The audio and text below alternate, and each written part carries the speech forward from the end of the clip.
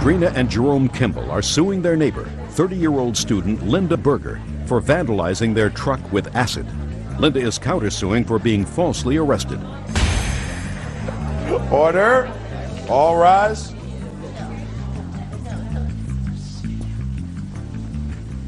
Yeah, this is case number 351 on the calendar in the matter of Kimball versus Berger. Parties have been sworn in, Judge. You may be seated, sir. Have a seat, please. Mr. and Mrs. Kimball? Yes. You and the defendant are neighbors. According to your complaint, as a result of her causing a disturbance, you called the police, and in retaliation for that, she threw some chemical on your car causing damage. Yes.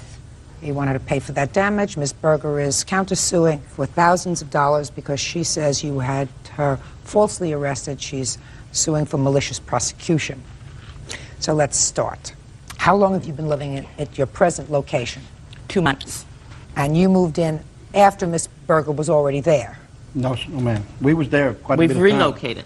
We was there way before she was. So you moved? Right. After this incident? When she got out of jail, we moved. How long had you been living in the location where this incident took place? Almost 2 years. And how long had Ms. Berger been living there? About 5 months. When did this incident occur? October October what? 8th, year 2000. That was in the evening. Yes. Tell me what happened. Previous to this incident, we had called the police several times on Ms. Berger because of loud music. We called the manager first, and he was afraid to go down there. Then we would call the owner, and he said, oh, just call the police. What kind of premises is it? An apartment? It's a trailer park. She was right next to us. Playing the stereo at 8 o'clock in the afternoon. You'll have a chance. In the evening. Pay attention. You'll have a chance. Okay. Prior to Ms. Berger moving in, did you have a neighbor in that trailer? Yes. Had you ever called the police on that neighbor? Yes. Why? Because he was apparently doing drugs. They had a small child. We were concerned about the safety of the child because we could hear him yelling at his wife, and the child was crying. Now, on the evening of October 8th, what happened? The loud music, if you can call it that, it was kind of a booming noise, started, and What time? it was about 8:30. It was a No, it Sunday wasn't. night. It was 7 o'clock in the evening. Ms. The sun wasn't even down Ms. yet. Berger, I'm telling you, you will have a turn. Okay. Now, I'm telling you nicely for the second time. The third time, it isn't nice. I want you to trust me on that. Okay. Go ahead. We listened to it for a while until we couldn't stand it, and so I called the manager. He wasn't home. I called the owner, and he said he couldn't do anything about it to call the police. So I called the police. They came out in about 10 minutes. The music stopped, and when the police left, she turned the music up twice as loud, so I called the police again. They came right back, and you could hear them arguing with her, and then they left, and she turned the music down. I was getting ready for bed right after that. My husband was in the kitchen, and he heard a man, and saw it. Well, he has to explain that. Yeah, there was her boyfriend or some gentleman there was with her. He hollered, "Don't throw that!" And I looked out the window, and at the front of her trailer and where my truck was, she threw a liquid. So I put my shirt on, and You actually saw her? Yes, ma'am, I sure did. And then I presumed to go on out there after I got my shirt on. He was dragging her back in the trailer. She was screaming, cussing, "We're going to kill them people," and all kind of snores. So I looked around, and it was kind of a wet after, you know, the dew was already out. So I had a flashlight. I looked. I didn't see no dead places. I did see a little extra liquid, and I was scared she was going to come back out with a gun or a knife. So I returned into the trailer and locked the doors. And the next morning, we discovered the damage. It was done, ate up the paint and everything. So we called the sheriff's department, and he returned and made an investigation, and he tried to arrest her then, but she was hid in the trailer and wouldn't open it. So it was a misdemeanor. They couldn't break in. So they turned it over to the detectives, and the detectives later on, they charged her, the DA's office charged her, and then she had prior warrants. So when they picked her up, they put her in jail, and she had prior warrants, and she stayed there for quite some time due to the prior warrants. And that we have the police reports and all to verify it. And the pictures of the damage. And I'd like to see pictures of the damage, and I'd like to see the estimates to have them repaired. yes, ma'am. Also, our car, my wife's new car was sitting there, and this happened on the 8th. And between the 9th, that's when the police come out and did the estimate on the damage and looked at everything and tried to arrest her. Between the 9th and the 10th, somebody hit my car on the turtle shell with a broomstick, and that's what those other pictures are about. and we presumed it was her. We didn't have the enemy in the place, so when she got out of jail, we left immediately that day. We had our stuff moved that day as fast as we could. We just couldn't take How'd you know I another was chance. getting out of jail? Shh. What year is this truck? The truck is a 1988, but it's a showpiece. I probably got over $20,000 in there just putting it back into original condition. It's a dually, black dually. It's a showpiece, honestly. Was a show. It was. It's got 16 coats of black lacquer paint on it, and believe it or not, it was over $3,000 when I had the truck painted, from original paint to the show class finish on the truck. Yeah, well, they have an estimate to refinish, not any body work, but just to refinish it, $2,006. There's nothing dented. It's just everything there. All the plastic and chrome's got to be replaced, and then the paint. Okay. All right, Miss Berger, you recall the evening of the 8th of October? Yes, I do. All right. Is this the person with whom He's you were my living? witness. He's to attest to a couple of statements made by the plaintiff. Is he the person who was living with you at the time? No, he's not. Was he the person there at the time? He lives across the street, yes. Okay. He's a mutual friend of theirs Okay. and of mine. Okay, go ahead. Let me hear. I was not anywhere near his truck. Let's start out with the music. How With the many times music. did the police come out that evening? Once. Once or twice? Twice. That's- okay, it was okay. like 7:30 in the... Just a second. So the police came twice. Yes. They came the first time and told you to turn the music down. Yes. How much later did they come a second time? Maybe a half hour, 45 minutes later. Do you have a police report from Deputy Yes, I do. Conte? May I Yes, have I it, do. please? And I have the detective's... Just give me the report. I'm a good reader. When the police came out for the second time, were you, in fact, told to turn the music down again? Yes, and it was turned off.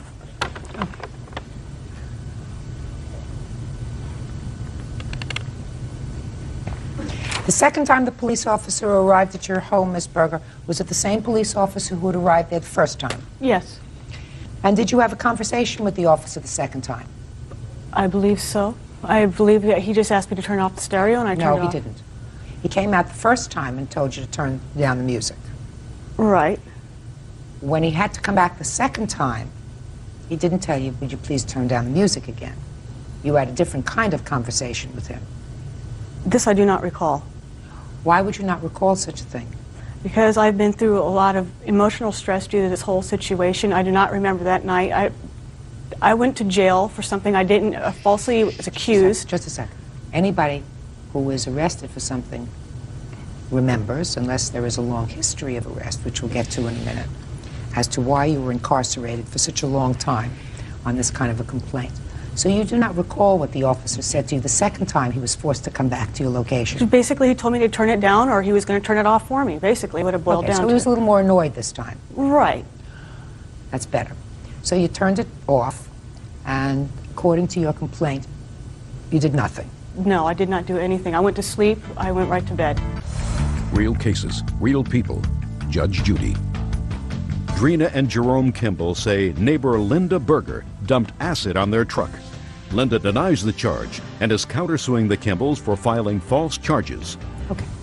Now, there did come a time you were taken into custody. How much after this incident were you taken into custody? A week or two, perhaps.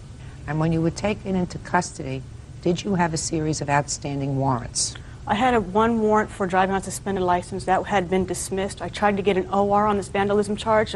OR was not granted. I had to stay in jail. I had to file for bail in order for me to be released. Right. The driving on suspended, I had time served, but they were not going to release me because I still had this vandalism charge outstanding. I had to bail out. So my question to you is, the initial reason why you were detained was because you had an outstanding No. warrant. There was two warrants. One was issued for vandalism, for the one that he had issued against me, and then there was the one for driving on suspended license. When was the warrant issued for driving on a suspended license? A week before. When were you supposed to appear in court? For the driving on suspended? Mm-hmm. I don't remember the court date. Was it 6 months before, 3 months A before? week before. It was probably about a week or two before I was arrested for the vandalism. Why didn't you appear in court? I do not remember the reason now. And it's been months. Well, Miss Berger, how many times have you been arrested? 2 or 3 different times. Traffic violations. Have you ever been arrested for driving while under the influence of alcohol? Yes. When was the last time you were arrested for a DWI? 3 years ago. Is that when your license was suspended? Yes. How long have you been driving with a suspended license? I no longer drive. How long had you been driving with a suspended license? Maybe 5 months. Why had you not gone to get a driver's license? Because it was suspended. It was revoked by the judge. There's no way I could Well, have gotten one. suspended 3 years ago. This is not a life sentence. If it's suspended for 6 months or 12 months or 18 months, unless your license was permanently revoked. Well, I had to complete an AB 541 program. Did you do that? Yes. I just now completed it. But you had not completed it prior. Right. Okay, so you were told 2 or 3 years ago that you could, in fact, get your license reinstated if you completed a program for alcohol abuse and driving. You chose not to do that, but just to go back and drive without it. Am I correct? Right. All right, so the judge got irritated and issued a warrant for your arrest. That warrant was the warrant that fell on you at the time you were taken into custody on their complaint. We have that in order? No. Of Because course I was I still do. going to stay in custody no matter what. But the vandalism charge was going to stick. I was trying to get an OR. They would not release Ms. me. I had to Berger, bail out on it. I want you to listen carefully to what I said. Okay. You were taken into custody on their complaint. Correct. And at the time you were taken into custody on their complaint, the outstanding warrant fell. Correct. Okay. Right. We understand that? I understand. Did there ever come a time, Miss Berger, prior to the time that you were taken into custody on the warrant, that the police came to your residence and you heard and saw him knock at the door and refused to open the door? No. That never happened? No. So the officer who made this report and said, we went to Subject Berger's trailer home at the address. We knocked several times, however, she did not answer. I wasn't home. That was on the same evening as the incident. You said you just went to sleep. And I was asleep. I don't remember. Well, you asked the question if I ever not opened up the door for the police. Yes? Not knowingly. Okay. Now, what happened when you were finally brought before the judge in regard to the outstanding warrant that you had for a suspended license? Time served. And you had been in jail for 10 days. Yes. What happened on this case? Vandalism charge. I went before the judge and asked for an OR. I was denied. I had to have one of my friends bail me out. And what happened with that case The ultimately? case got dismissed. When? Monday, this past Tuesday. Sorry, this Monday was a holiday. This Tuesday. When did you move out? November 1st, 2000. Is that why you didn't appear in court? We didn't receive it until the day after the hearing. It came through the old address, and we didn't receive it, so there was nowhere to go. Stand up. They just fell. Tell me your name, sir. My name is Walter Kirby. All right, Mr. Kirby. Do you know anything about the evening of October 8th? I only have 2 things about this case I can relate, Your Honor. Look at me when you're relating both things, sir. Okay, one is the morning after this happened, I was having a discussion with Jerry here. He was explaining to me what had happened to his truck, and I asked him if he saw her throw that, and he told me no, he hadn't seen her throw it. That's not right. And the only other thing I can attest to, Your Honor, is the condition of his truck. When he moved out on November 1st, I helped him load his stuff and get ready to leave, and she has pictures here of the truck at that time, and there was nothing wrong with the truck. Can I see your photographs, please, Ms. Yes. Berger? Your Honor, they put a solution on it to stop the acids, and which made it not near as visible. Those pictures were taken the day of my release. Oh, it certainly looks a lot better. They had a solution on it, an oil solution to stop the acid. I understand that, but it certainly looks a lot better. I want you to take a look at these photographs. Yeah. How did we know when she took those pictures? I have no idea when this picture We was moved taken. out before she got out of jail because we were afraid to stay there. We moved November 1st Well, that's a very, very good when question. the detective told us she was Just a going to second. be released. Just a second. Well, I don't know why otherwise she would take pictures of your truck. I mean, why would she take pictures of your truck? They You put a did take solution. these pictures. Yes, I did, Your Honor. Okay. I want you to take a look at these pictures. I have a whole roll. The damage was on the other side, so, and this here it had the solution on it, and they had cleaned the truck, but they had put the solution on it, the oil solution, and it comes right back. It's right now. If you took pictures of it, it would still be right on there. Still there. So That's when we was moving out. We hooked up, and it did have the chemical solution on it. Of course, and it, you know, like overnight or something, it comes back to a powder. It looked just like that again. Okay. Those pictures were taken the day that they were leaving. Yeah, 'Cause and on the I other never roll, discussed the there's- case with this gentleman here at all the next morning or any other There's morning. pictures with his trailer Okay. being hooked up to the truck and them driving away. No, I understand when they were taken. Okay. I don't think that you would take a picture. He And served sir, the warrant for her from the small claims court originally. Just a minute. Yeah. I would assume that this gentleman has his own agenda. You still living in the same location, sir? Yes. Have you ever visited Miss Berger in her trailer? I've never been inside her trailer. I've talked to her. Has she ever That been right? inside your home? No, No. that's not right. But Have a seat. Okay, let's get to the counterclaim first. There is no question in my mind that based upon the defendant's testimony, she was in fact held and, as a matter of fact, incarcerated on an old warrant and agreed to a sentence on that case of time served. So the time that she served may have been precipitated by the arrest on this case, which means that they found you as a result of this case. But when you agreed to plead guilty to time served and your penalty was 10 days in jail, you don't get to sue them for that. Do you understand? That was your debt to society. They don't pay for Even that. if I was in jail a lot longer than 10 days, I was in jail for more like 14. It doesn't make any difference if what you pled guilty, and then you agreed with your lawyer that the sentence of the court was going to be time served, which means your penalty was the time that you served in jail, whether it was 8 days or 10 days or 14 days or 20 days. That was your penalty. Could have been 60 days. That was your penalty. That's what you just told me. So you don't get $5,000 Wasn't from it them. up to that point? Who asked you, Mr. Independent Witness? Her penalty was up to that point where they said time served. She stayed in jail after that, Your You Honor. can discuss that when you visit her later on. You get me? Judge Judy will continue in a moment. Now, let's get to the incident. The only question that I have, sir, is with regard to the damage. I have to take your word for the fact that initially you can shine up this thing and it looks pretty good, but within a day or 24 hours or 48 hours, some of the white powder comes up. There is no way in hell that you're getting $5,000 to repaint this 1988 truck. I want you to forget it.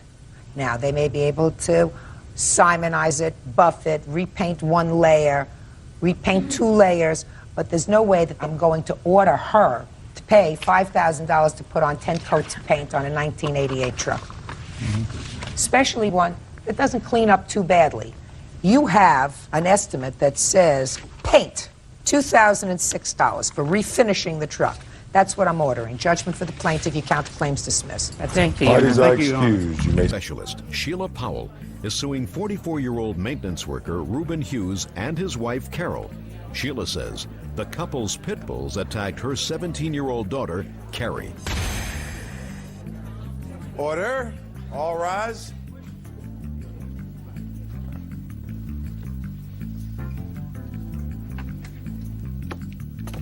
Now, this is case number 24 on the calendar in the matter of Powell versus Hughes. Parties have been sworn in, Judge. You may be seated. Ladies, have seats. Mrs. Powell, which of these 2 young ladies is your daughter? Carrie in the blue. Step up, please. Carrie?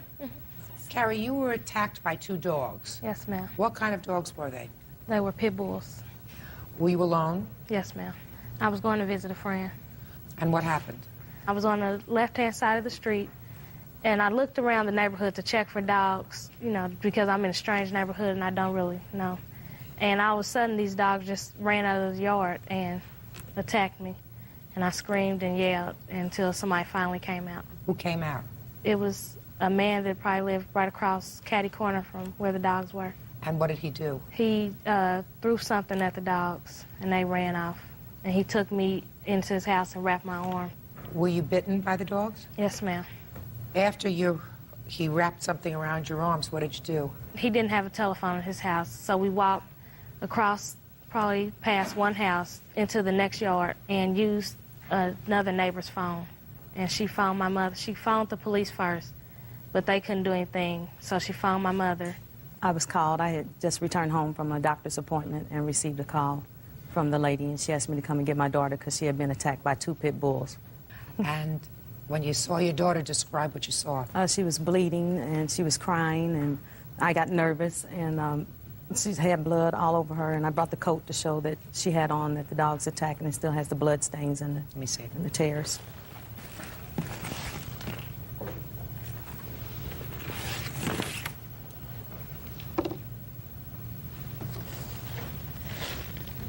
It's on the sleeves and the inseam. Did you go to the hospital? Yes, I took her. I called my husband and told him to meet me at Methodist Hospital, and I took her to the emergency room. Do you have the report? Yes. I'd like to see it, please. And also brought pictures of their house to show they don't have a fence around their house.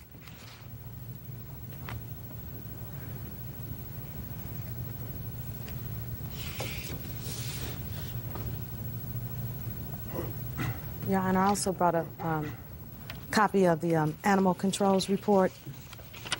I'd like to see it.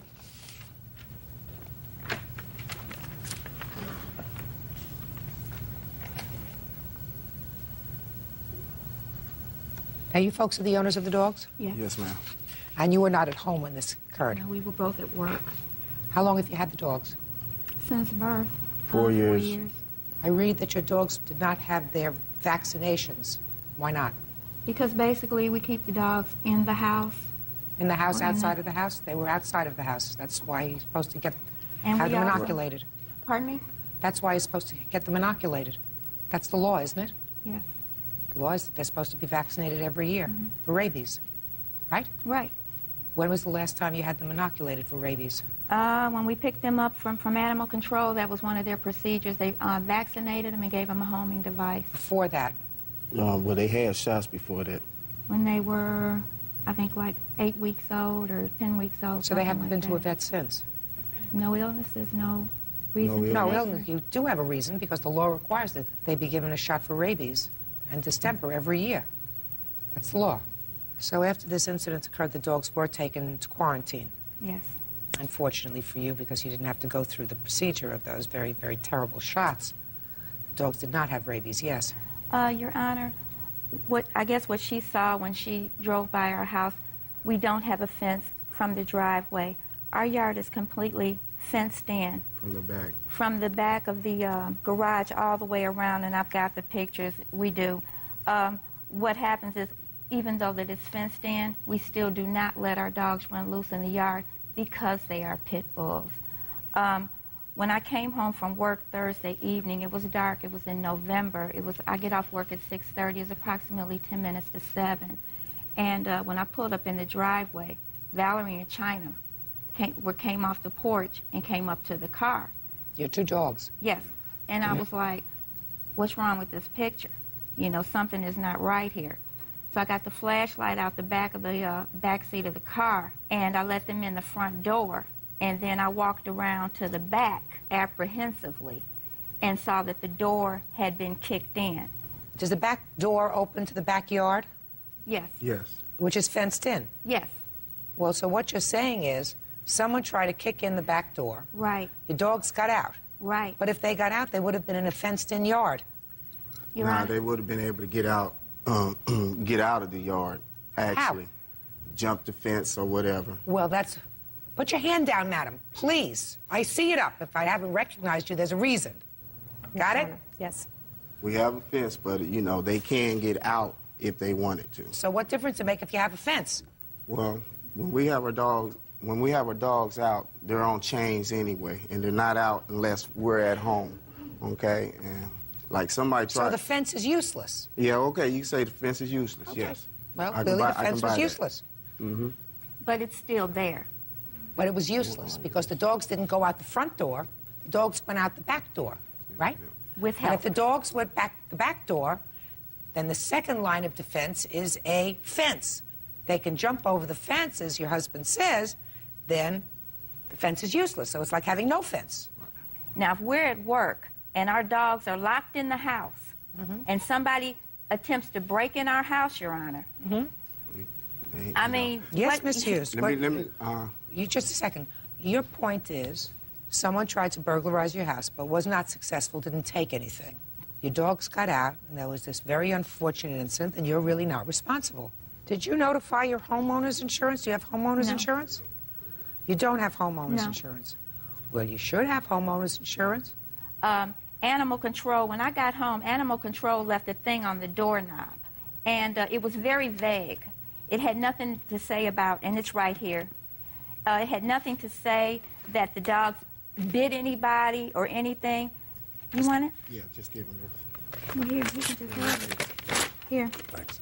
And what happened was, at this point, I'm still not even knowing that anyone was injured. I'm just finding the dogs out. So then, when my husband came home from work, the neighbor across the street said that they did bite a little girl. So I'm on the phone trying to call up animal control to get to the bottom of this and what's going on and whatever. Mm-hmm. Animal control had came out and left that on the door. And the two dogs were right out there in the yard when they was there.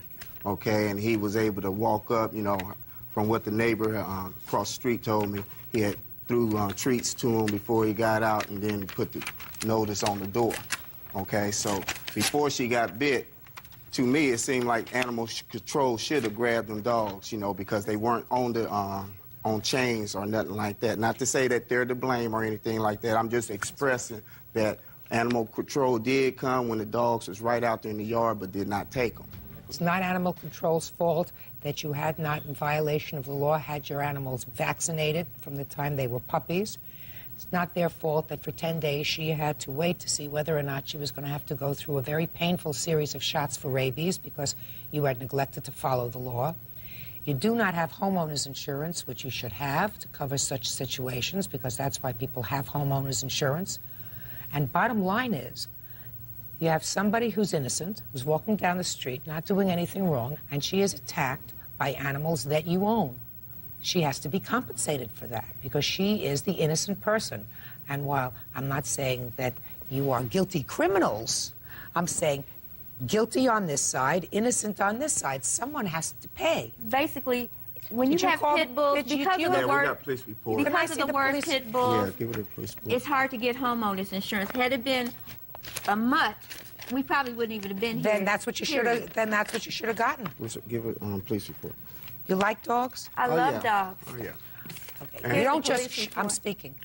You don't just love pit bulls. You love dogs. I love all dogs. Okay. Just like you So can be if a it's bad parent, you can be a bad pit bull owner, and we're not the ones Listen like to me. that. There are some lovely pit bulls, I am certain. But when you use the word pit bull, it usually means people who have those dogs for protection. You chose to get a dog that has the reputation when they bite you, they hurt you. You have to pay the consequences of that. And if you can't get, if my homeowner's insurance company said to me, we'll give you homeowner's insurance, but we're going to cut your insurance if the dogs that you choose to get are pit bulls, I would get a different variety of dog rather than not have homeowner's insurance. That's easy. Okay. What were your out-of-pocket expenses? For Carrie's coat, I had paid $25. The emergency room was $60. The emergency room doctors to look at Carrie was $60. Clarion Health Hospital charged $132. Carrie's personal physician was $45, which was a total of $362. And then just for emotional stress and damages, that was a total of $4,638. And I also wanted to say, you know, Your Honor, those two pit bulls attacked my daughter. One had one arm and one had the other arm. And when I saw my daughter, I could have cried, and I was scared because I didn't know. I still don't know what the extent of the damage is going to be. You know, she's got scars from that. You know, so far the doctor said everything is okay, but we don't know long term. You still have visible scars? Yes, ma'am. Could you step up? I'd like to see them. My shirt is kind of... This is where the dog locked on this arm. Here? It locked on this one right here. Yeah. And then these are just where I kept trying to move my arm. Here, here, and here? Yes, ma'am. And here? Yes, ma'am. And here? Not too much. Just a little one right here. Put your jacket back on. While I don't think that she's going to have any long-term problem with movement or anything else. She's fine, but she clearly is going to be permanently scarred as a result of those bites. Yeah. I do find you, Mr. and Mrs. Hughes, reasonable people, but who did an unreasonable thing. You did an unreasonable thing when you failed to have your dogs vaccinated. That was just the start. By maintaining those two dogs, you had to take into consideration that if they did attack somebody, they were going to hurt them. They attacked somebody who was an innocent. It had nothing to do with breaking into your house. And you anticipated that when you chose this breed of animal. Judgment for the plaintiff in the amount of $4,000. That's all. Parties are excused. You may step out. 2 vicious pit bulls on an attack. If they had been really vicious, you couldn't have stopped them. When I got there, she had blood everywhere. Her arms were wrapped up. You know, she was crying and hysterical. We keep them because we're in a very high crime area where they're always breaking in the house, drugs and all that. I'm just glad it's over and I hope I never have to go through it again. And now the next case. All parties in the matter of Carney versus Valles, step forward, please. 83-year-old Juanita Carney is suing her granddaughter, 35-year-old social caseworker Josephine Valles, for car repair bills. Josephine says her grandmother repossessed the car. She's countersuing for the money she put into the vehicle. Miss Carney, the defendant is your granddaughter. Yes, she is. You co-signed a loan for your granddaughter to buy a car.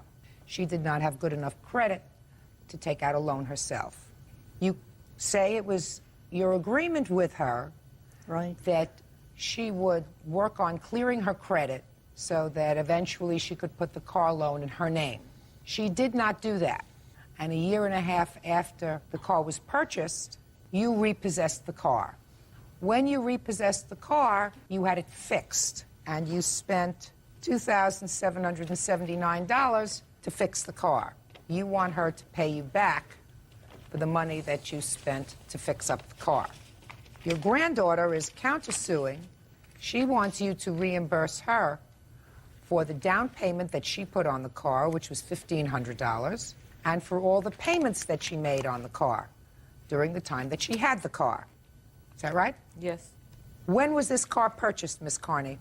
January of '99. And when did you repossess the car? September 2000. Who maintained insurance on the car? She did, but she dropped it in June of 2000. Did you drop the insurance? Yes, I did. Why? Because she came and threatened to take the car from me. Because she wanted to take a loan out on her house, and she could not do that because my car payment was stopping her. When you dropped the insurance on the car, did you continue to drive the car? Yes. Well, you can't do that. What kind of car was it? It was a 98 Hyundai Elantra. And how much was the total purchase price? $12,092. Did you make all the car payments on the car? Yes, I did. Okay, now, Miss Carney, you tell me why you repossessed the car. During our transaction of the car, the salesman said that there was a mark in the credit report that he could not put it in her name. It had to be in my name solely. I asked her, are you willing to put it in your name once you clear up your credit? She said yes, because one of the black thing that's on the credit is a mistake, and I can clear that, and I'll be glad to do it. And with that promise, I went ahead and allowed it to be in my name, knowing that I could be liable if anything would happen. Right before repossession, I was told that it was wrecked, and she was still driving it around. So I repossessed it. I took the car to a repair shop, and I have the receipts for both of them. Where is the car now, Miss Carney? I resold it. I had to fix it, and somebody else did. Just a second. You sold it? Yeah. What did you sell it for? $7,000. Who did you sell it to? To my daughter's friend. She's taking over the payment. She didn't sell it. And the car was not wrecked when whoever picked it up took it. Yes, it was. Just a second.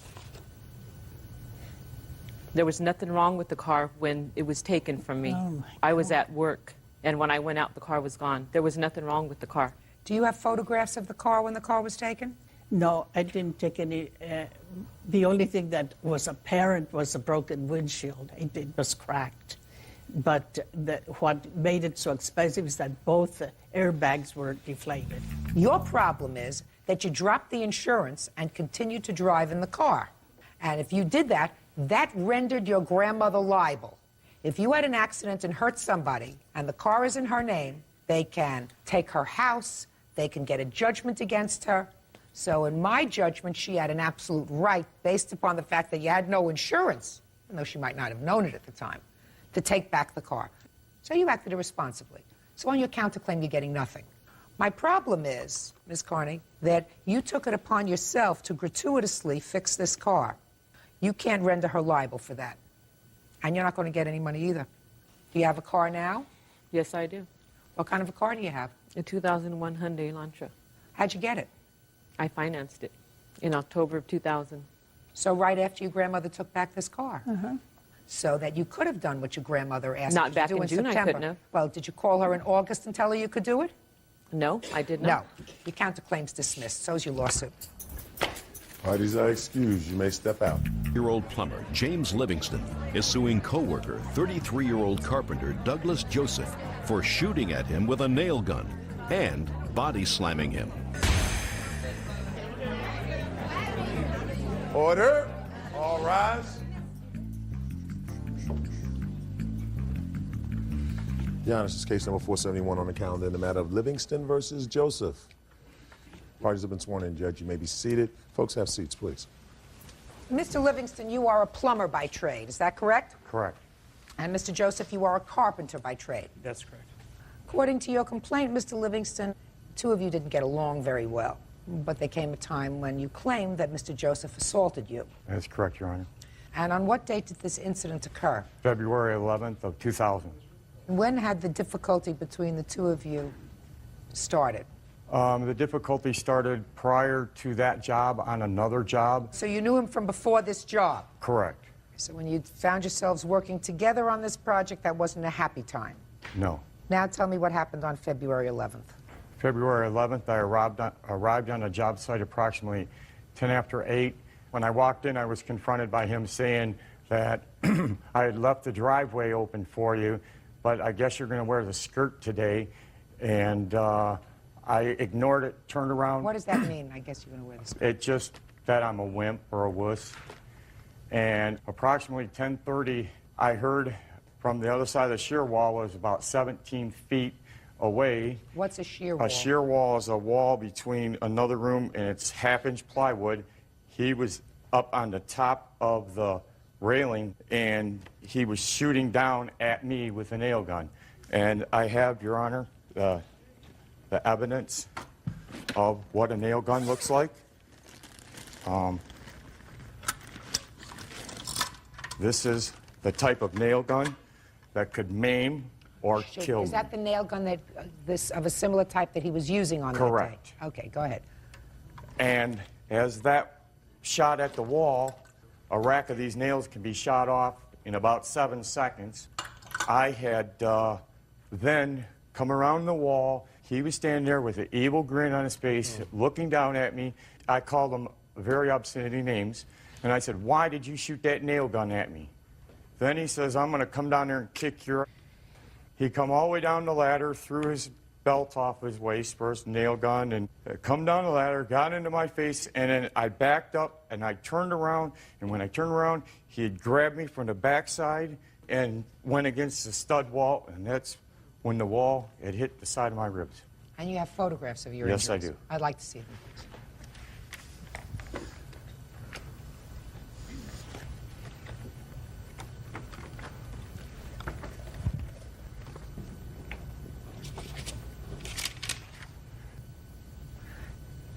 Well, I can't see anything around your midsection, sir, because you have a girdle on. That's for the broken rib. That's a pressure bandage. All right. Do you have a hospital report? Yes, I do. I'd like to see it, please. If Your Honor, if I may call my wife, if we could, for all the pain and suffering and... Not necessary, sir. Just show me the hospital report. It's right there. Give her the whole packet. Them are all the correspondence with the hospital.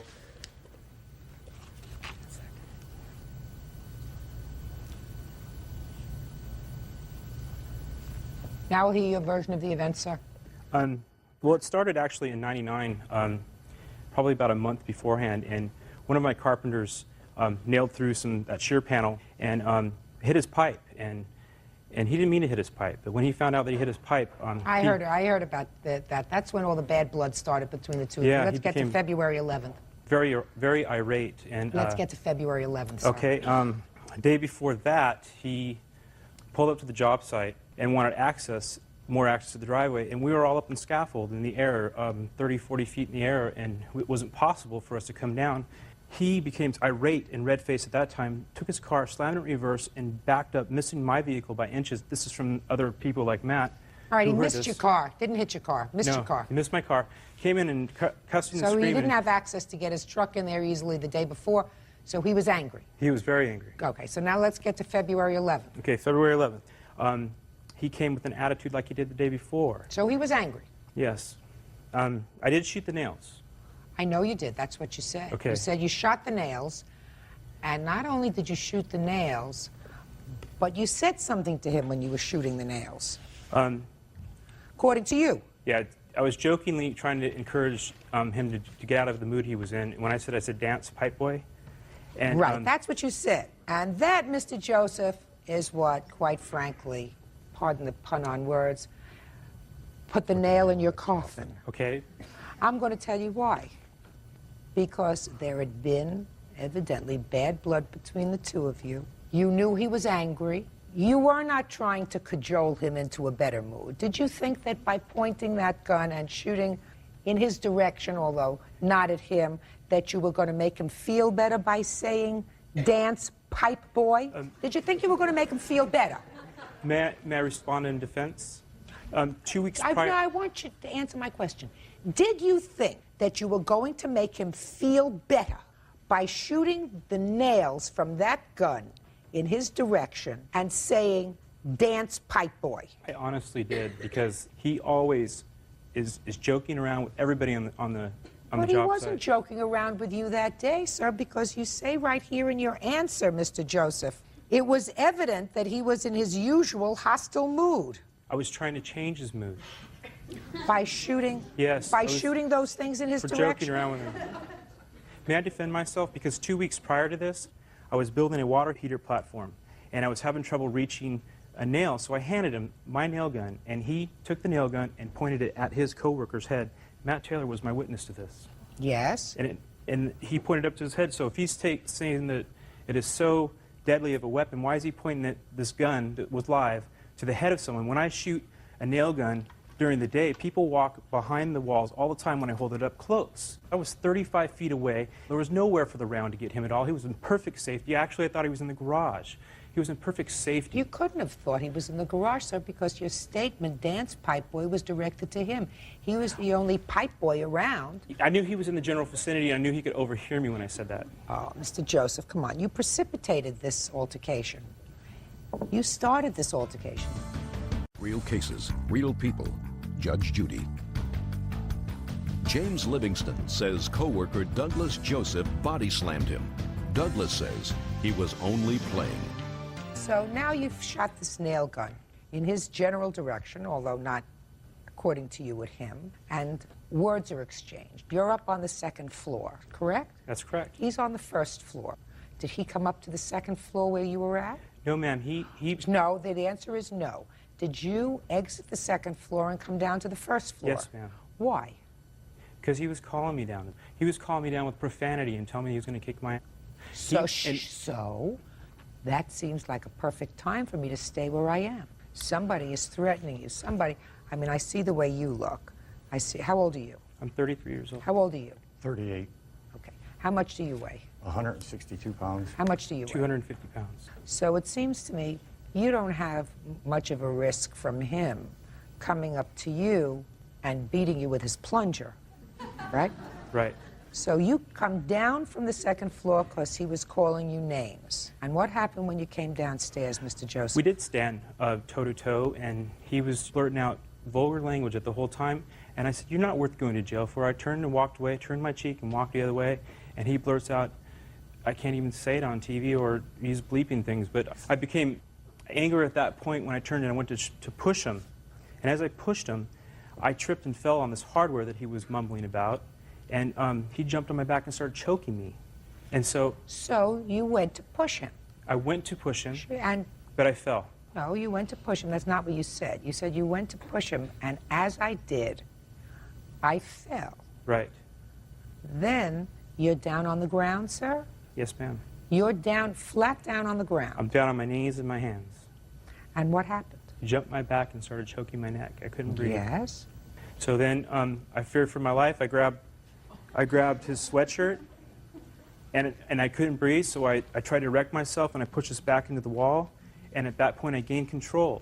And I put him in head and arm and around his body, and that's it. No punches were done. Well, he was injured, sir. He had a fractured rib.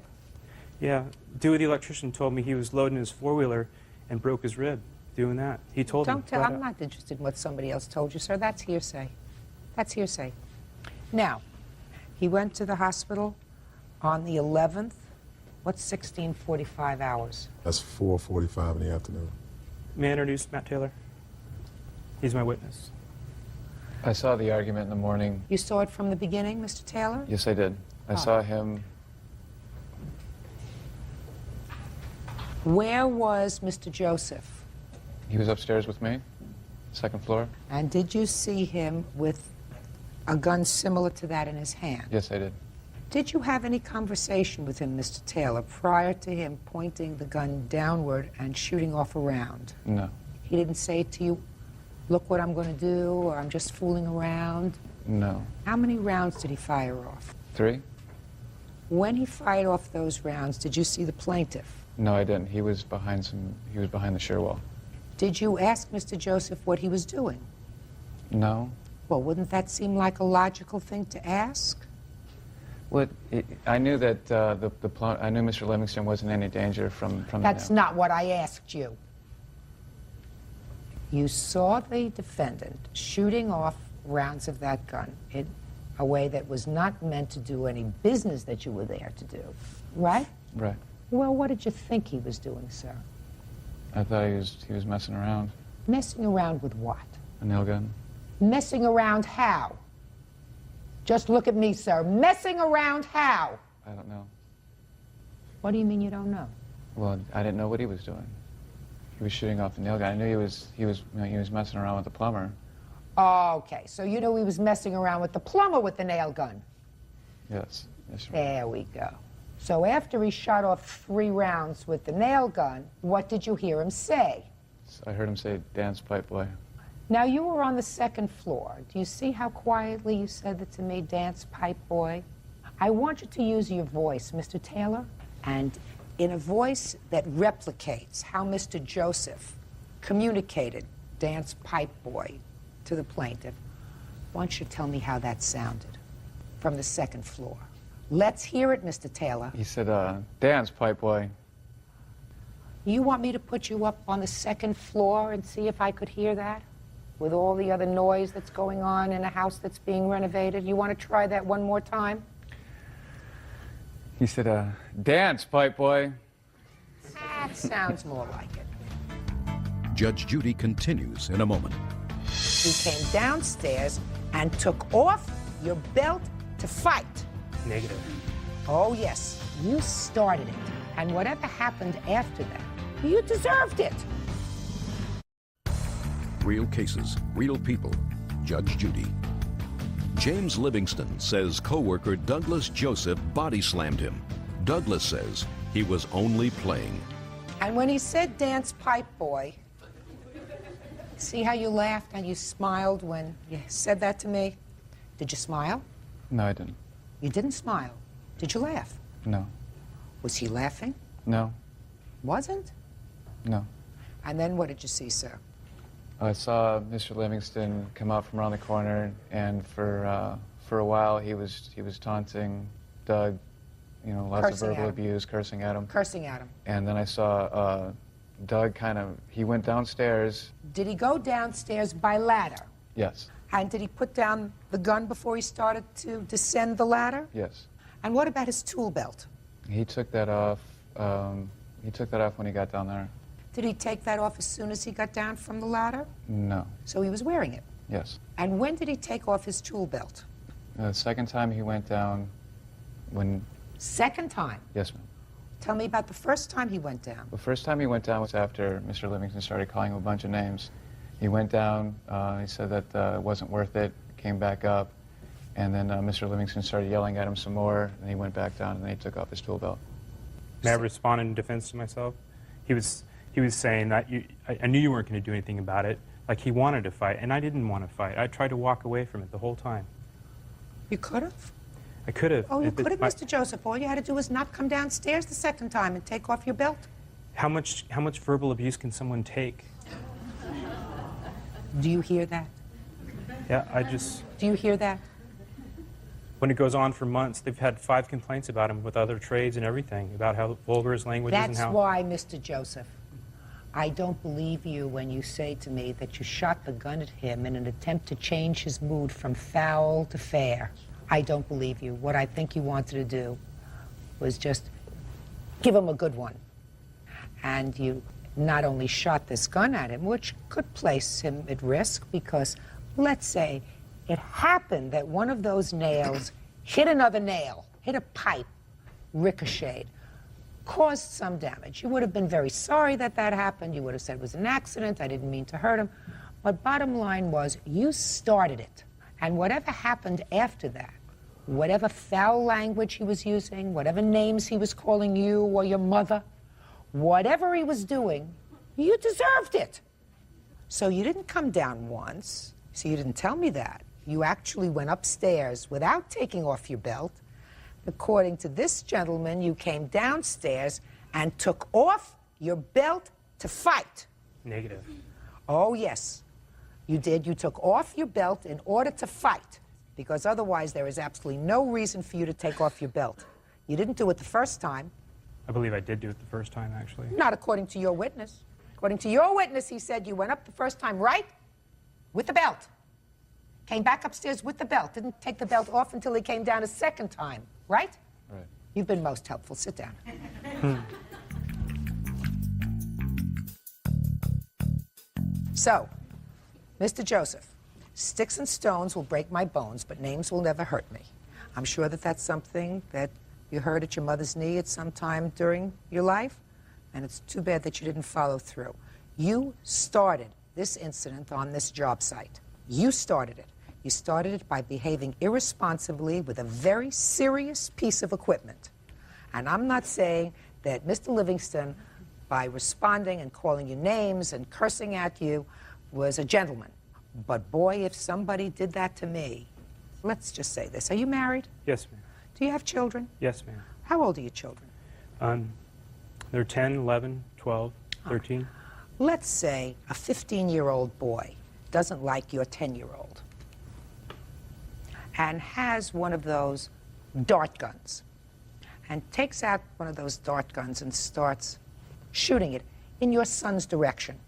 May I defend your leading? No, I want to ask you that question. Actually, an incident happened to my son just the other day where he was beat up by 3 of the neighbor boys, and I walked over to the neighbor after just relaxing about it and talking to her, and said, I know that boys will do things, and he had a hurt rib and a bloody nose. And you went over and said, I know that boys will do things. Yeah, Really? They beat him up, and he was in tears, and everyone, you know, and I responded like, you know, I was in fear of my son, but an hour later I realized that he might have done something to begin with to do something, and then they might have taunted him or something like that, you know. Really? And I think they were both You are such a responsible. good person. Somebody did that to one of my kids, boy, even joking around. I wouldn't like that, would you? Not at all. Not at all. Not at all. I admit that I was angry at first, but I waited an hour and a half. Well, you calmed down. Yes, ma'am. That's what you should have done. Yes, ma'am. So you got to pay for that. Yes, ma'am. Good. Judgment for the plaintiff in the amount of $5,000. That's all. Parties are excused. You may step out. 40-year-old contractor Patrick Wirtz is suing his ex-girlfriend's mother, 43-year-old daycare provider Catherine Heath, for the return of a camcorder and the cost to repair a wall. Catherine says the camcorder was purchased by her mother. Order. All rise.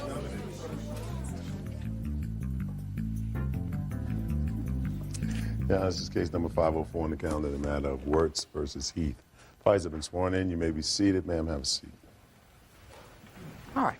Mr. Wirtz, you and the defendant's daughter, I assume this young lady, have a child together. Correct. And you were living together. You're not married.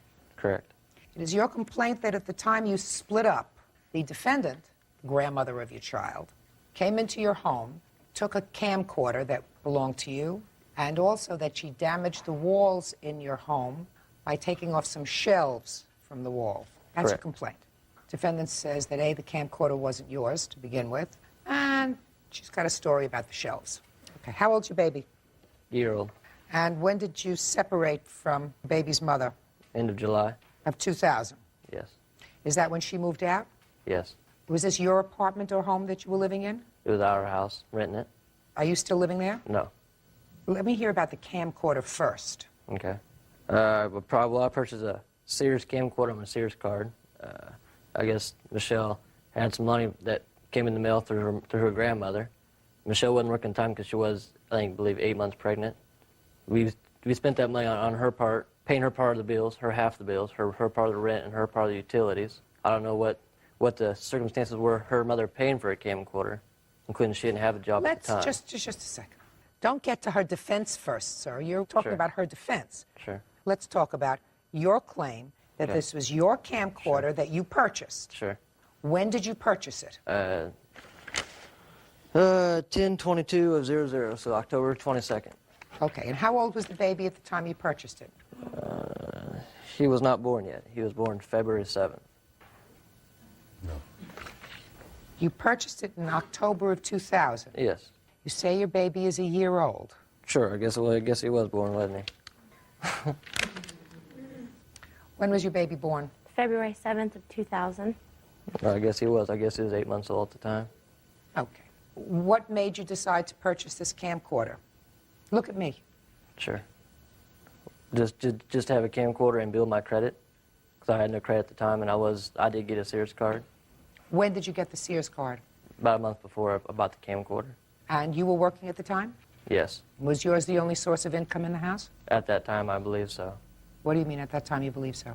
I believe so. I can't tell you for sure because she just had the baby and everything else, and she was going through her jobs and her problems. Would you step up with your mother, please? Yes, ma'am. Tell me your name. Michelle Went. Michelle, were you working in October of 2000? Yes, ma'am. Who was taking care of the baby when you worked? My mother. Okay. Now, Miss Heath says that your grandmother, the baby's great-grandmother, had sent Yes. a check for $400. Yes, I have the check right here with And the that- card that she mailed after my son was born. And I'd like to see it, please. I signed the back of the check when I received the check in the mail. I deposited the money into his checking account. We had nothing joined.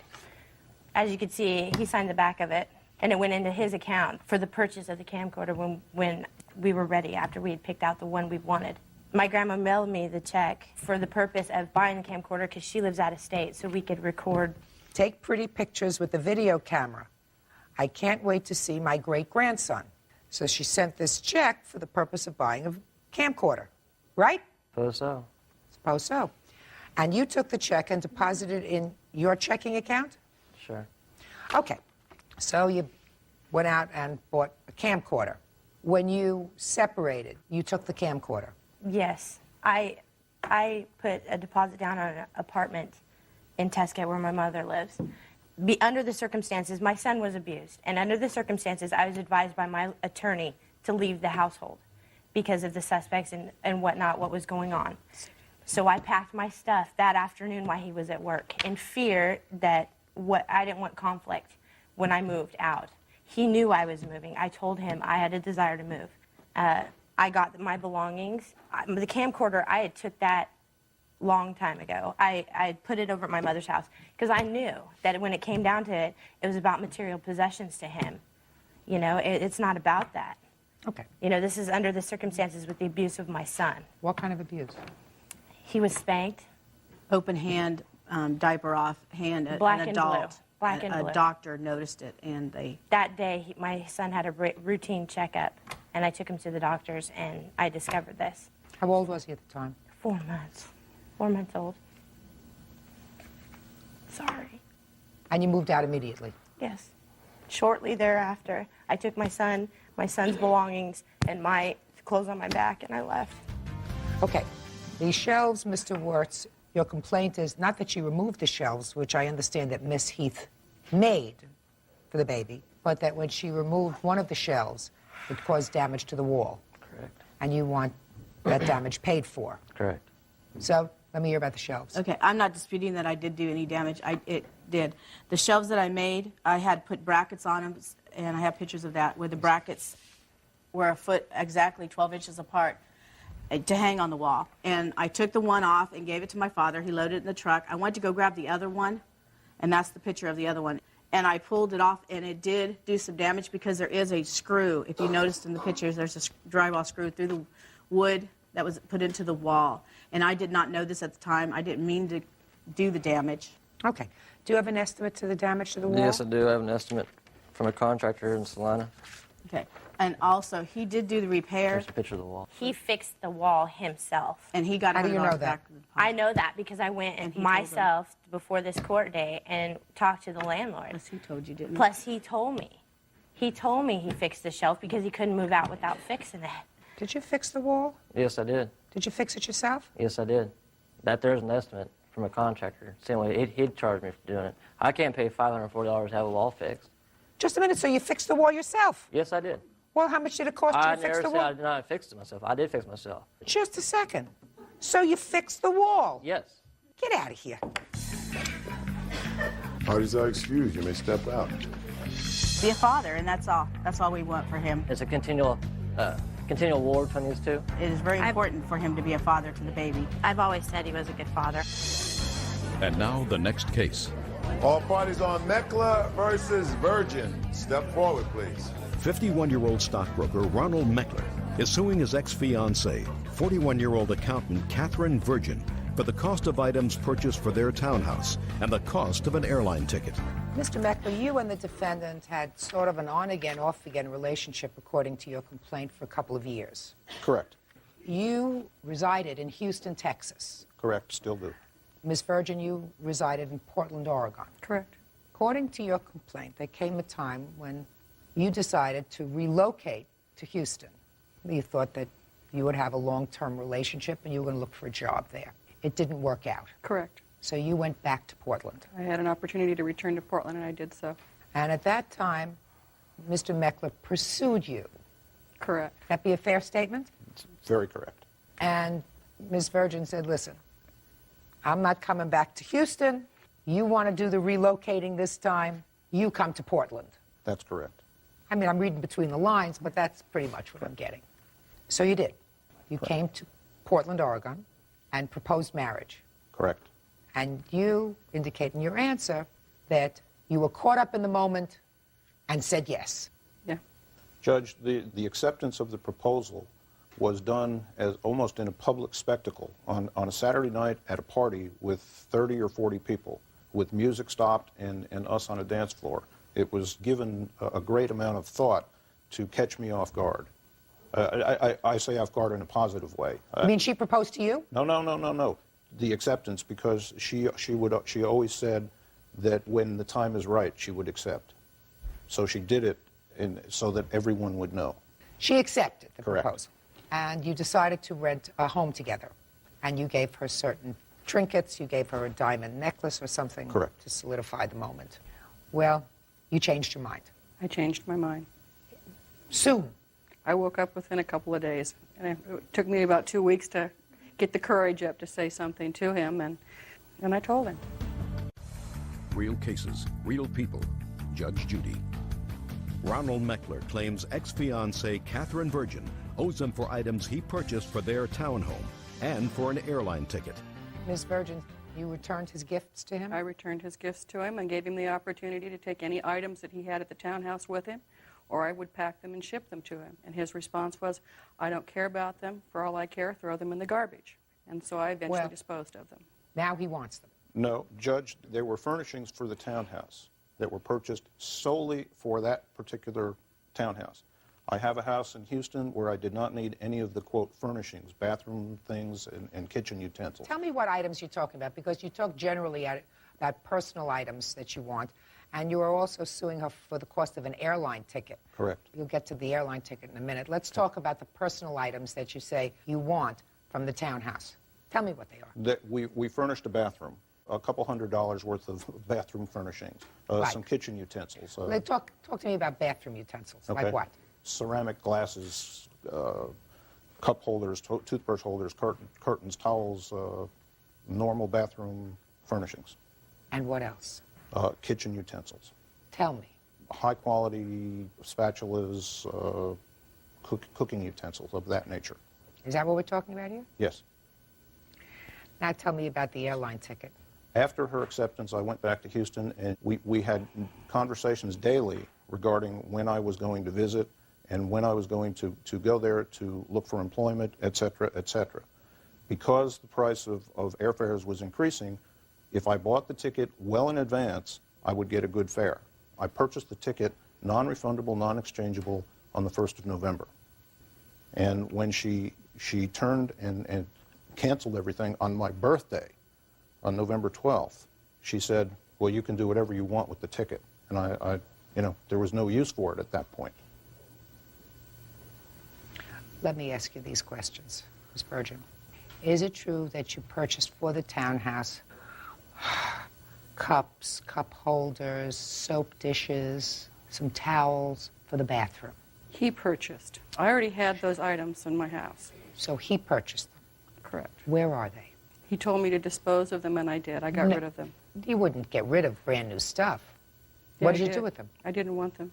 They weren't my colors, so why would I want to keep them in my house? So what did you do with them? I work in a warehouse. I'm an accountant, and so I boxed them up and took them into the office and put them out on one of the lunchroom tables and told the guys it was free stuff to help themselves. And what about the kitchen stuff? That too. He never said a word to me that he wanted these items back. He told me to throw them out, so I got rid of them. Yes. Judge, I tried through emails to tell her that we needed to talk. She refused to speak with me. She absolutely refused to speak with me. Mr. Meckler. Yes, ma'am. I want you to forget about the airline ticket. I'm going to tell you why. Okay. Things happen, situations change. If Miss Virgin changed her mind with regard to the marriage, I assume that you are not attributing to her any malice. That she lured you down there, just as you had lured her to Houston the year before to look for a job and it didn't work out.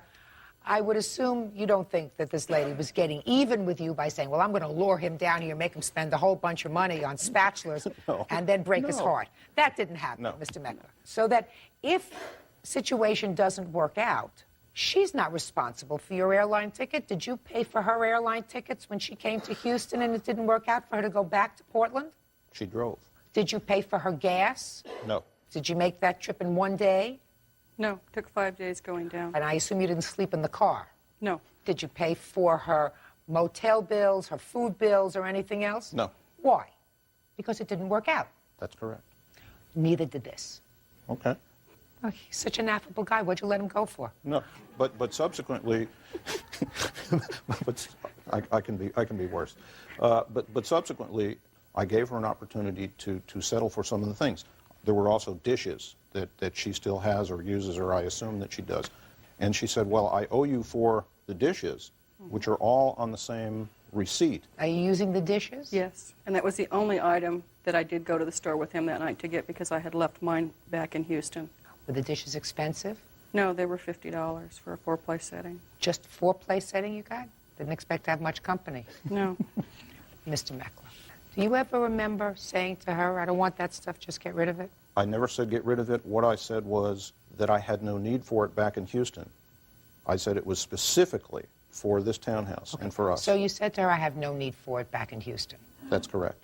If you had no need for it back in Houston, it means that you didn't want to take the items with you. That could be interpreted as meaning, I don't want the stuff. But she does not have to reimburse you for it because there is no theory in the law that suggests to me that you have a valid claim. And unless, sir, you can establish to my satisfaction, which I don't believe that you can, that she perpetrated a fraud upon you by agreeing to marry you, and one of the things that she wanted by perpetrating this fraud was for you to furnish up her bathroom with some bathroom towels, that's a far stretch. I think it just didn't work out. I think that Ms. Virgin probably behaved appropriately. You gave her some expensive jewelry. Which she in turn was supposed to return, and 3.5 weeks later she sent me an email saying, in case, and let me read this to you, just so you understand. Quote, "Thank you for the new watch. I love it. In case you hadn't figured it out, I exchanged the necklace for something more functional for myself." She told me on the 12th of November that she was going to return it that week. I thought you did return the jewelry. I did return it, Your Honor. I mean, return it to him, not return it to the store. I returned it to the store, and what made me, and I was so angry. Oh, there that you day. go. Okay, go ahead. We had exchanged some checks. He had made a payment on one of my bills for me, and he wrote me a check to help cover for the deposits on the townhouse, because it was obviously, it's a lot larger than I would need as a single person. And so Thanksgiving weekend, I went to the ATM machine to get some money so I could go buy some flowers to take to my host and hostess where I was going for Thanksgiving dinner, and my checking account was overdrawn because he had stopped payment on the check that he had given me. And when I found out he had stopped payment on that check, but yet he could cash mine, it made me mad, and I did something stupid. I went down to the jeweler and I exchanged it for a watch, thought about it over on the weekend. Monday morning, I took it back to the jeweler and said, "I don't want this. Please credit Mr. Meckler's account." And they did so, and then I mailed him the receipt. I express mailed it along with a couple letters that he had sent me that I had never opened or read. Is what you're saying, sir, you never got that? She exchanged the pendant. No. You never got a credit for anything? Eventually, yes. Fine. She was angry, but then she did the right thing. Listen, Mr. Meckler, what kind of work do you do, sir? I'm a stockbroker. You're trivializing something that was supposed to be a good thing, turned out to be a non-thing. The couple of $100 that you're talking about for some towels is not worth your time. I don't even know why you elected to sue her in the first place. Judge, with going back to the pendant situation for a second, when she took the pendant, she was supposed to directly return it to the store for credit as it was. She, in turn, exchanged it and committed a fraud in getting other items for herself. No, she didn't. A pendant is a gift, sir. It is not an engagement ring. That's correct. It is a gift. She did not have to return it at all. She was perfectly within her legal rights to keep that jewelry that you gave her. She didn't have to return it. It didn't work out, Mr. Meckler. Get over it.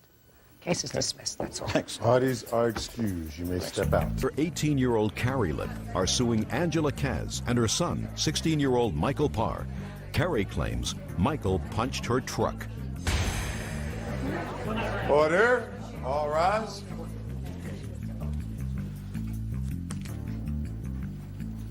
Now, this is case number 494 on the calendar in the matter of Lip versus Kaz Parr. Parties have been sworn in, Judge. You may be seated. Is your last name Lip? Yes. You weren't actually present during the course of this incident, but you are co-owner of this car? The owner. I am the You owner. are the owner? Yeah. But you know nothing else about the incident? Right. So why don't you have a seat, sir? Yeah. Ms. Lip, according to your complaint, you're driving along in your brand-new Ford Explorer. Correct. And the defendant's son came darting out of the street. You almost hit him. He punched the hood of your car. You want him to pay for the damage. Correct. Where did this happen? I was coming out of Galleria Drive.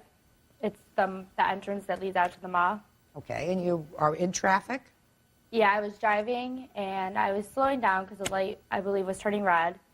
And all of a sudden, I seen a car swerving in front of me, and I was wondering what was going on. And so I started to slow down, and it all happened really fast, and some door came flying open, and he was in front of my car.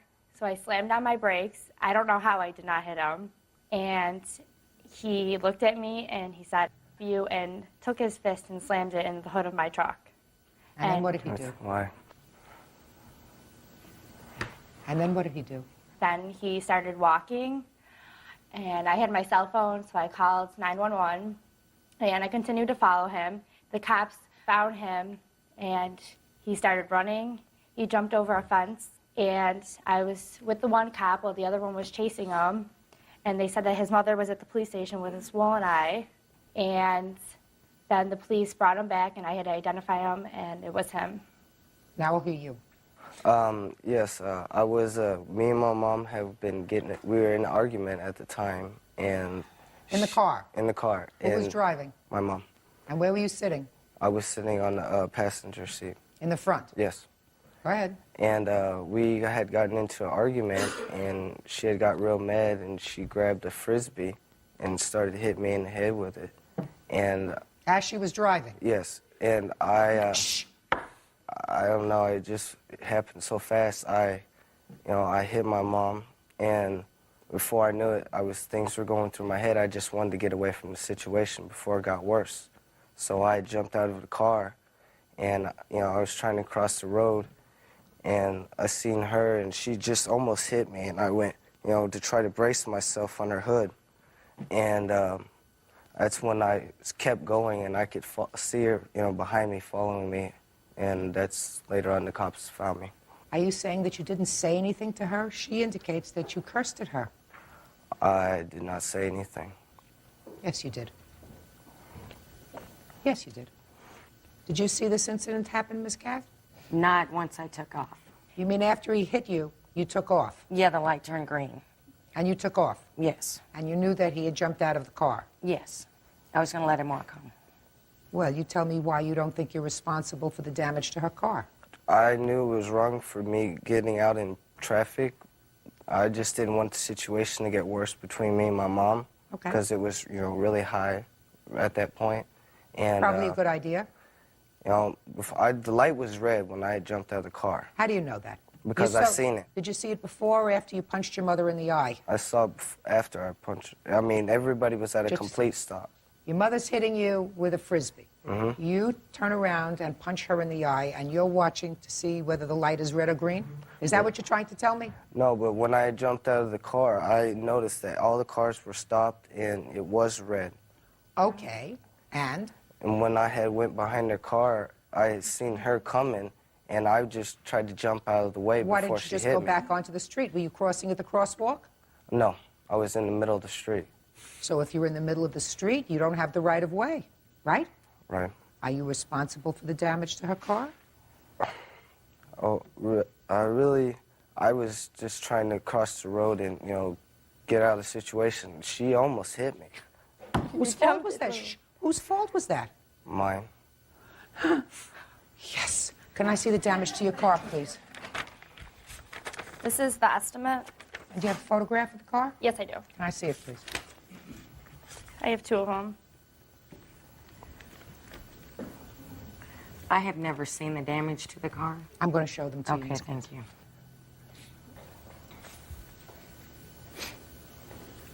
I want to show them to you, and then I have a comment about what your son just told me. Okay.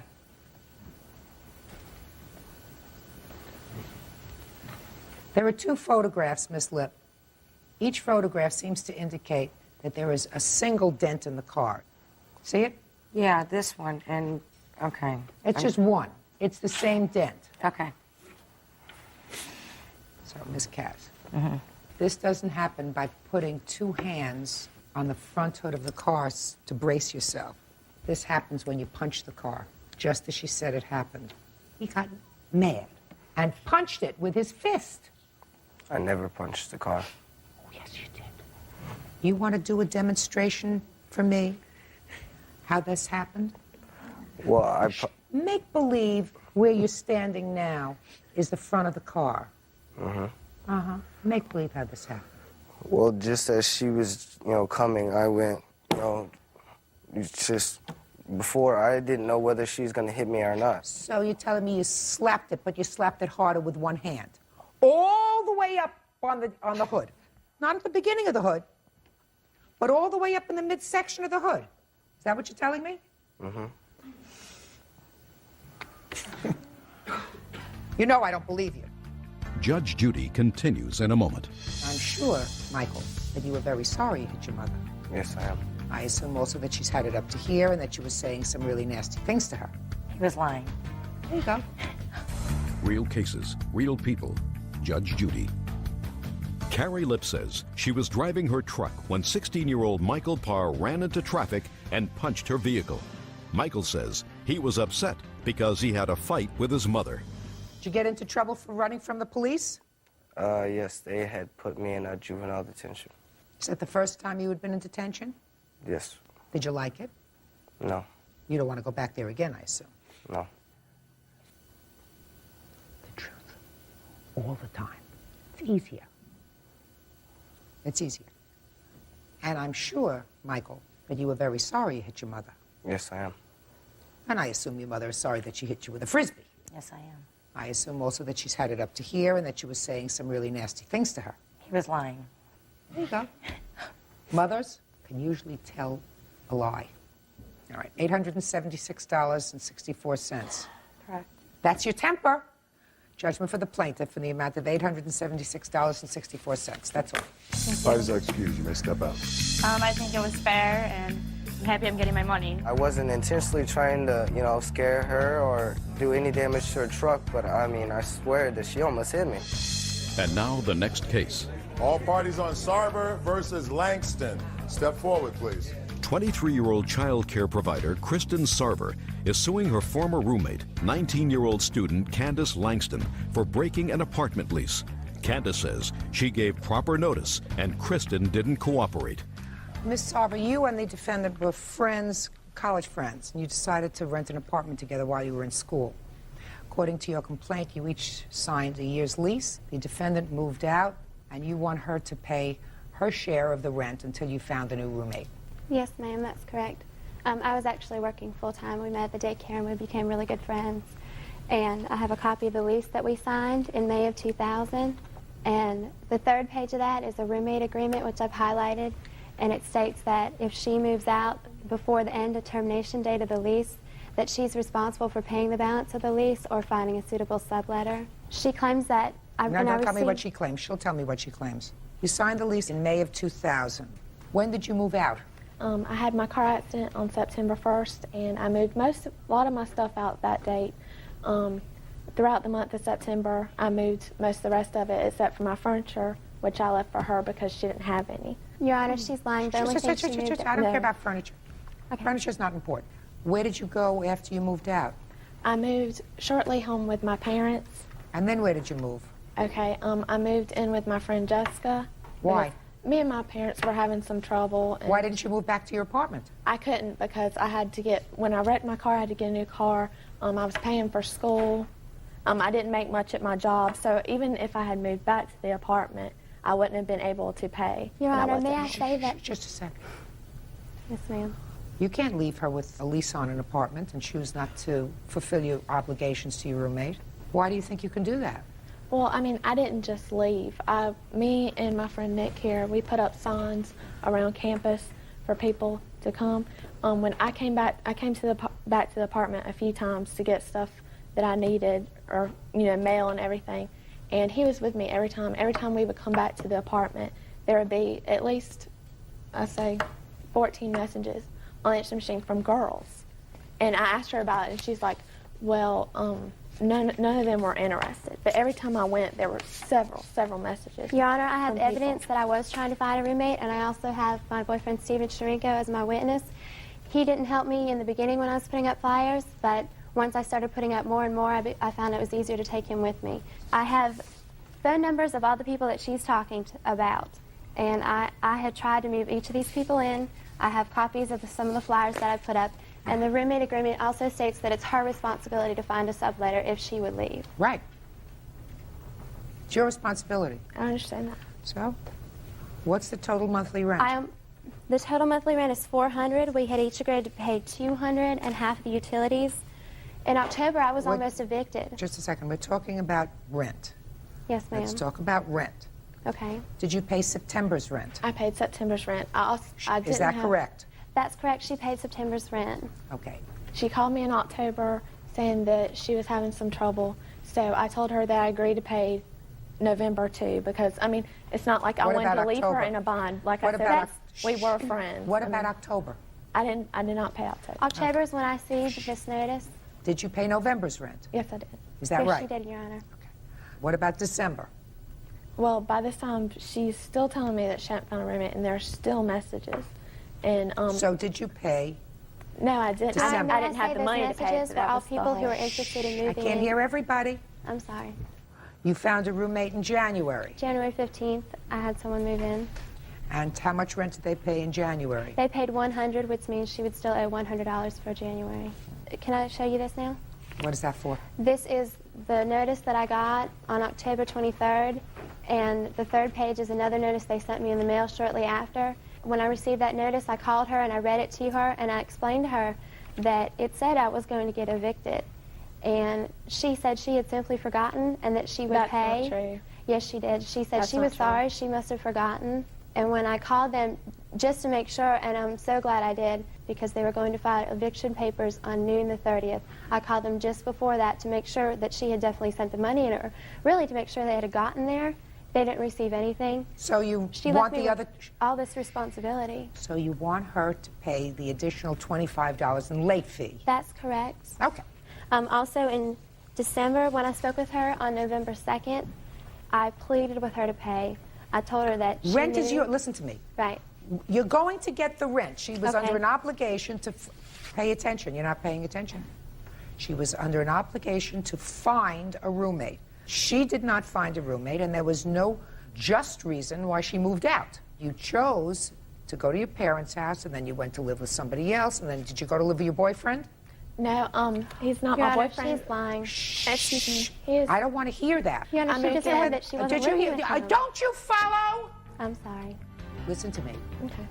Did you ever move in with him any place else after you moved out of her apartment? Yes, The answer is yes, you did. ma'am. So you moved in with your parents, then you moved in with friends, then for some time you lived with your boyfriend. You can't do that. You have to pay the rent. I'm finished with rent. She owes you $525 for the rent. Yes, What ma'am. else do you want her to pay? Just tell me. In December, I was charged an insufficient fund fee of $28. For what? For the rent, and I have a copy of the check. It was for check 620, which was the check that was paid for Candace Langston's portion of the rent. For what? My bank charged me because I didn't have that money in there after she Forget had it. agreed to You send... should have figured that you didn't have enough money. Well, she had agreed to send the money. Listen to me. Yes, Mature ma'am. people do not write out a check unless they're sure that the money is in the bank. What's next? Power bills. Did she pay the power bills during the time she was there? When she moved out, she did not take all of her belongings. She took her toiletries and some of her clothing. She would come and go as she pleased. She had a key. She would come visit her friends in Clemson. She would get her mail. She would make phone calls. And the last time that she was at the apartment, she turned the heat up so high that when I got home the following Tuesday, it was downright hot in the apartment. I never touched Just a things. second. Yes, she did, because Hold I on. turned it off before I left. You following how this goes? You speak, I ask a question, she speaks, but you don't answer her, okay? Yes, ma'am. Did you have a key to the apartment? Yes, I did. I called John! her. I'm asking anything Okay, else. sorry. That requires a yes or a no. Yes, ma'am. You had a key to the apartment after you left in September. Mm-hmm. And according to you, you did in fact go back to the apartment, you say frequently with your boyfriend, frequently No. enough to listen to No, phone no. messages. Pay careful attention. To listen to phone messages. Is that right? No, I went back maybe 3 times. That's enough. Just to get stuff, and I took my friend Nick with me. You went into the apartment. But I tried to call her You went into the apartment to get my with things. your own key. If it wasn't your apartment, you would have no access to the apartment. I don't care whether you went in there 3 times or 30 times. You also had things in there, because according to what you just told me, you wanted to get some things out of there. Well, so you left things in the apartment, right? Mm-hmm. Yes, ma'am. You can't leave things in your apartment and not take care of the bills. I was originally not going to entertain your application for power bills, but it appears to me that she exercised certain dominion and control over that apartment Yes, ma'am, she during the did. time she wasn't living there on a full-time basis, but came and went, listened to phone messages, picked up the phone, right? No, ma'am. We did not Didn't pick we? up the phone. We listened to the messages. Oh, really? I listened to see if there were any We listened that to see were if there still were any there people for that me. called for the roommate, because we put up flyers too. Mm-hmm. Your Honor, may I say I never saw any flyers that they put up? And she I don't would care come whether to- they put up flyers or not. I've Yes, taken ma'am. care of that. She would come Just to go a to second. football Stand games. up here, just in case you think that you're in the right. I didn't get. I went. You cannot go to somebody else's house and put on their answering machine to listen to messages. Listen to me. When you move out of an apartment, you take all your stuff. You may be young, but if you move out and you say, I have no further obligation to this apartment, you don't use it as a storage unit. She told me that I could leave that there because she did not have any furniture. I could have brought that furniture back to my parents' house. Could you? So why Your didn't Honor, you? I never talked to her So about why the didn't you? furniture. Because she didn't have anything. She don't have Oh, a couch. please, She didn't give have a me a TV. break. She didn't have nothing. Okay, Power 6806. She owes you $593.06 so far. What else? This is a supply fee for when I had to put up roommate flyers. At first, Forget it. Well, the roommate Forget it. responsibility that she signed I said it was her understand that. responsibility. I understand that. Forget it. What else? Court fees. How much are the court fees? $82.50. $675.56. Judgment for the plaintiff. That's all. Please excuse me. 36-year-old deli manager Lisa Lopez is suing her ex-boyfriend, 33-year-old truck driver Leonard Martinez, for the return of her belongings. Leonard is countersuing also for the return of belongings. Order. Come to order. All rise. Yeah, this is case number 511 on the calendar in the matter of Lopez versus Martinez. Parties have been sworn in, Judge. You may be seated. Folks, have seats. I hope this is a good one. You dated until about 2 years ago and remained friends over the last 2 years. Is that right? Right. According to your complaint, he has some stuff at his house that belongs to you. Right. According to his countersuit, you have some stuff that belongs to him. He also wants to be reimbursed, he says, for harassment, because you've been harassing him, and for lost wages. You'll explain that to me, sir. What stuff do you have at his house? I have like my microwave, my stereo, my mountain bike, my Coca-Cola porcelain doll, an official Coca-Cola shirt. So let's start with the big stuff. Microwave. Do you have a microwave? No, I don't. Did she have a microwave at your house? No, she didn't. I have a receipt. I bought a microwave at... She bought. We bought. No, we didn't. Shh, don't fight with each other. We didn't, Your Honor. I'm sorry. Leonard doesn't like to take any responsibility. Just don't editorialize. Give me a receipt for the microwave, and then I'll find out where it is. People buy things, they live together, they don't get married, they expect to come into court and somebody else to take care of it. When did you buy this? In the latter part of 1999 or 8. Get out of here. What are you giving me a receipt for that talks about something that was purchased 2 days ago? No, that's a receipt. That's price verification. It's not a price verification. Show me the receipt of the microwave you bought 2 years ago. I can't, Your Honor, because all the receipts are in his house. I can't Listen to me, Miss Lopez.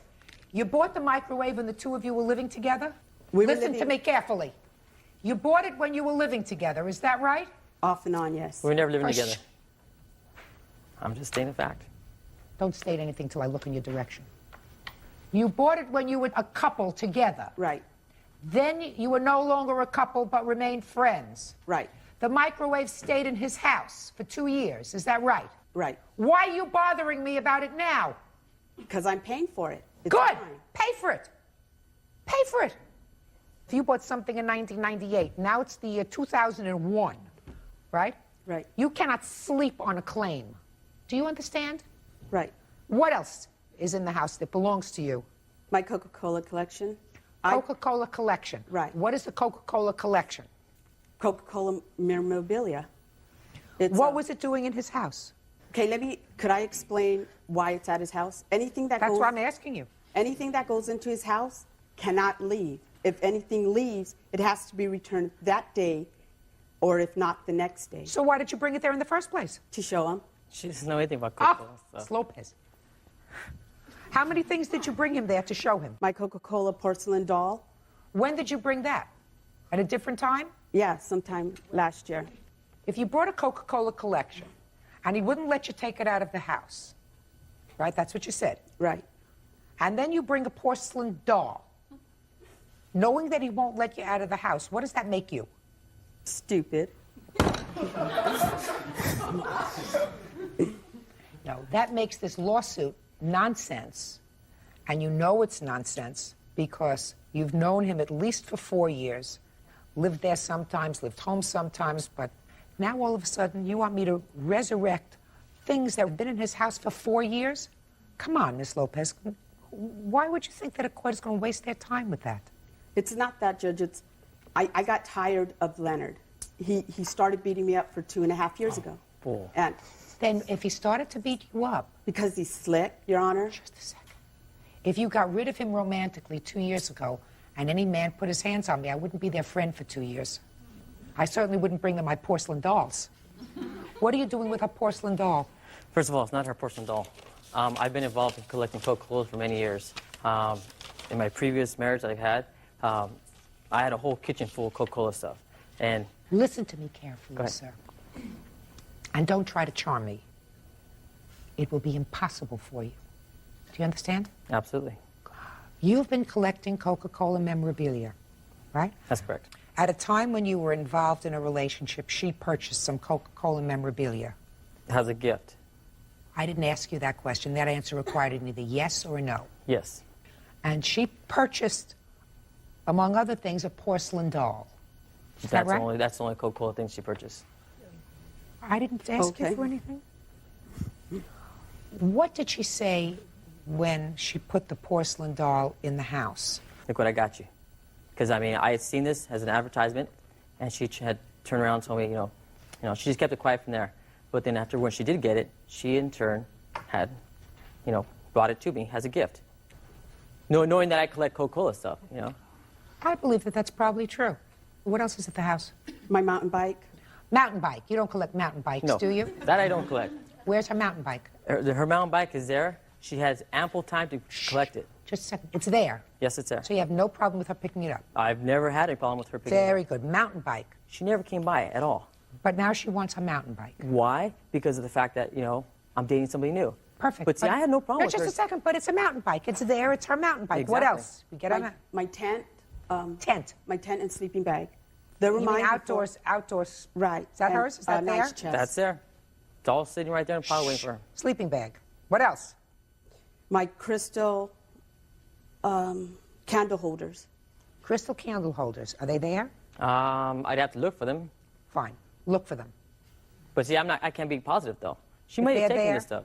Yeah, she's at this point she's sort of stretching it. What else, Miss Lopez? Clothing. What? Clothing. I have pictures of. I'm not bothering with your clothing. Understand that. Whatever clothing you left there, I will have to assume that you don't want anymore. I want them. Your Honor, I can't go to his house. He calls the sheriff's on me for trespassing. You have any of her clothes at your house? No, I have none of her clothes. Leonard, you're such a Just a minute. Do you have any of her clothes I at have your none house? of her clothes. Fine. Forget it. Mountain bike, tent, sleeping bag, maybe crystal candle holders. What else? My camcorder tripod. I have no idea where that thing's at. That's in the back room, Leonard, in the bedroom. Camcorder tripod. Do you have it? I have no idea. You have no idea. If you have it, you give it to her. What else? Dishes. We were planning on moving in together, Your Honor. Miss Lopez, I want you to forget it. You had an old relationship with him. You continued to be friends. If you left stuff in his house for years, don't expect to come into court and have a judge go over cups and saucers and teaspoons that you want back. Real cases, real people. Judge Judy. Lisa Lopez and her ex-boyfriend Leonard Martinez are suing each other for the return of their personal belongings. Now, what stuff, Mr. Martinez, do you claim in your countersuit that she has of yours, sir? My Coca-Cola cooler. The Coca-Cola cooler? You know what? As petty as it may seem to you, Coca-Cola items are, you know, they're priceless and they're worth a lot of money. Very good. Consider it a gift, sir. Consider it you made her a gift in exchange for the crystal doll she bought you. What's next? Okay, so be it. What's next? You know, all the stuff that she has are collectibles. Monopoly games, you know, they're collectibles. Just a second. They're worth money. What are they doing at her house? The same thing. We purchased them, you know, I purchased them, she, you know, purchased them only because of the mere fact that I was so involved in, you know, I collect a lot of things. You know, I'm a collector, okay? And things that are of value. Now, I purchased some of these, you know, games, and it just so happened that she had them. She well, okay, I'll hang on to them. Okay, so be it. You know, thinking that I'm going to get them back. You don't expect me to go into Monopoly games, do you? Well, like I said. You know, what else? Videotapes. You know, the only reason why the videotapes are important to me is because they have to do with me and my kids. You know. Do you have any videotapes of the defendant and his children? No. What's next? CDs. She doesn't have any. CDs. Yeah. Start humming. What else? That's it, you know. Good. So we've taken care of the property. Now let's take care of the harassment. You got 30 seconds. Go. Okay. There were times where I was at home and she came over and she was parked around the corner. I have a witness here, my girlfriend. She was sitting in the dark and we left and she went chasing us down the street. I mean, all the way to the movie theater. Yes. You know, I mean, that. Were you scared? Was I scared? Yeah, because she could have ran us off the road. What else? Okay, there was times at work, time lost at work. She would come to my work, not once, not twice. She would literally stand there and just, like, you know, totally just harassing me What would she do? According to you, she just stood there with her arms folded couldn't like work. this. I couldn't work. You couldn't work? Toughen up. What's next? How do you figure it's toughen up? I mean, you know, I'm being over here traumatized. Get and up. being hurt, being... Listen to me. If someone is harassing you, what you do is you get a restraining order against that person. Do you understand? I've dealt with a lot of Did you her try to get a restraining order against her? Why would I want to do something? You know, I was trying to be her friend, okay? You know. Fine. Then why would you want to sue her? The only reason why I'm doing this, basically, okay, yeah, if I get any money from this, I'm going to use it to get a restraining order. You know, not by choice. It's because, you know, I don't trust her. I don't trust her. I don't trust her family. You know, when she started, we had to change our phone number because of the fact that her brother kept calling us, you know, over and over. She called my mom's house, started harassing my mom. Call the police. Get a restraining order. Do you understand? I understand. Money won't make you feel any better, Mr. Martinez. Miss Lopez, I'm going to prepare an order indicating that you, in the company of a marshal, may retrieve your mountain bike, your tent, your sleeping bag, and if he has it, your crystal candlestick holders. You can do that within 5 days of today's date. Clear? Clear. Counterclaim is dismissed. That's all. Parties are excused. You may step out. I see him as a freeloader, as a person, altogether. He's a leech. He's no good. She realized she had a good thing. She lost it, and, you know, and now she regrets it. He was no good. Everybody told me, and stupid me didn't listen. And now the next case. All parties on Haas versus Hernandez. Step forward, please. 18-year-old coffee barista Rachel Haas is suing her former roommate, 19-year-old homemaker Patricia Hernandez, for the return of her rent. Patricia is countersuing for property damage and harassment. Miss Haas, according to your complaint, you moved in with the defendant as a roommate. You gave her 2 months' rent in advance, $600. She kicked you out after the first month, or within the first month. You want your $300 back. Yes. She's counterclaiming. She said you destroyed some property in the apartment, and she's counterclaiming for twice as much as your rent, right? Right. All right. Did you have an apartment or a house? It's a house.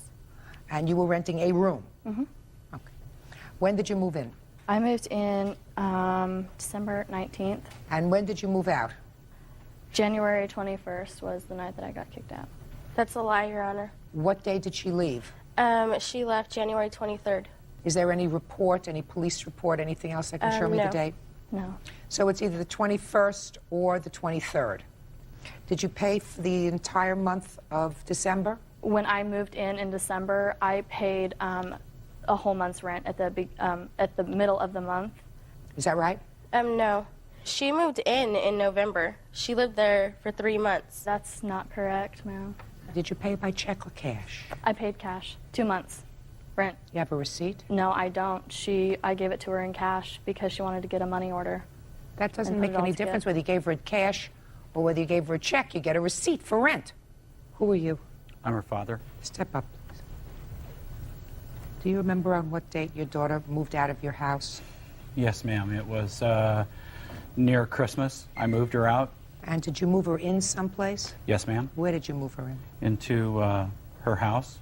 How did you know it was near Christmas? Because we had given her a TV for Christmas, and I helped move that into her new place. You got a call from your daughter to Yes, come and ma'am. get her? Tell me about that. We attempted to remove her belongings from the home, but the defendant was at work and we couldn't get into the house, so we had to wait for, I think, a period of 24 hours before we were able to get back in and get her stuff moved. Why couldn't you get into the house? My daughter never was given a key to the house. Why is that? I had asked her for a key when I first moved in, and she said that it wasn't necessary because she still didn't have a job, and she was always going to be home. I got off work usually about 3, 4 in the afternoon, and so... Okay. Have a seat, sir. Tell me about your lockout. Well, I had when I got kicked out, it was 4 o'clock in the morning. I left and went back to my friend's house because he was there with me, and... well, tell me about it. What happened? Oh, I came home that night about 4 o'clock in the morning. They locked me out of the house. I was standing outside of the house pounding on both doors, and I woke her up, crawling Yes. through the doggy door. And Okay, so now you're inside Yes. your room. How did you get kicked out? I didn't want to go outside to smoke a cigarette because they were already very mad at me for waking them up coming home so late. And I had smoked a cigarette in my room. After I smoked the cigarette, she Her boyfriend had came and knocked on the door and said, I can smell the smoke. I said, okay, let's talk about it in the morning, please. You guys are angry at me for waking you up. She went next door and got her mom. Her mom came over, knocked on my door, and said, do we need help leaving? She yelled at me and said a lot of things to me and then told me to leave. And you left? Yes. Does your mother live on the same property that you do? No, she lives next door.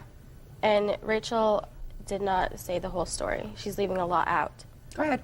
I had rules about what time to be home because I had, at the time, a 7-month-old baby. So I told her if she wasn't home before 2, the doors would be locked because there's a bar right around the block, and we had problems with people stealing our stuff. And so Rachel knew that, and she knew the unit was a no-smoking unit, my rule or the landlord's rule. That night, she came home about 4:15 in the morning, broke through the doggy door. We didn't hear any knocking, and we were sleeping in the living room, so we would have heard it. She just went into the doggy door, brought a mail into my home, which was an every night occurrence, woke everyone up. So then she went to her room, and we tried to go back to sleep, and we woke up to her having sex with this male in the house. So we were a little irritated by that. We tried to go back to sleep, and then all of a sudden I smell cigarette smoke. So then I called my mom, and she came over just to have him leave, and Rachel started yelling at my mom. And my mom asked her to go outside and talk to her, so then they talked outside, and Rachel proceeded to yell at my mom, so my mom asked her to leave. Fine. You have to give her back a month's rent. Somebody's living in your place, you're supposed to give them a key. You didn't give her any notice, so you have to give her back a month's rent, period. There's no question in my mind about that. So then I should owe her 8 days of rent because there was only 8 days of the month left. No, I find that she did move in on December 19th. I don't believe you that she was there for 3 months. Her father says, and I believe her father, that she moved in around Christmas time. You've got to give her money back. Now let's talk about these damages you're talking about. Go ahead. There was holes and chips left in the paint and makeup all over the wall.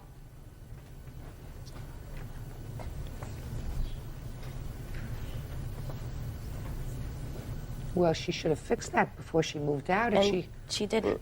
Because you threw her out. You both made a bad choice. Can I please speak, Your Honor? Sure. The danger that me and my son were in was Rachel coming home every night with different guys, bringing drugs and alcohol into my home. How old is your He child? is 8 months old. Your 8-month-old child really doesn't know whether she's coming into the house with a different boyfriend every night. Listen to me, Miss Hernandez. This roommate you weren't happy with. She was caught smoking pot on my porches. She is an underage drinker, and for her to bring that in my home, I could have had my son taken from me. Shoulda, woulda, coulda.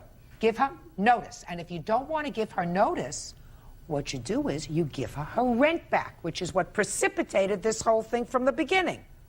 So you get your month's rent back, and this is the marks on the wall, stains on the wall.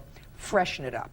You don't have a counterclaim. Counterclaim is dismissed. That's all. Parties are excused. You may step out. 27-year-old nanny, Amy Sanford, is suing her ex-boyfriend, 27-year-old delivery driver Soren Alexanian, for damages to her car and medical bills. Amy claims a drunken Soren grabbed a steering wheel while she was driving. Come to order. All rise.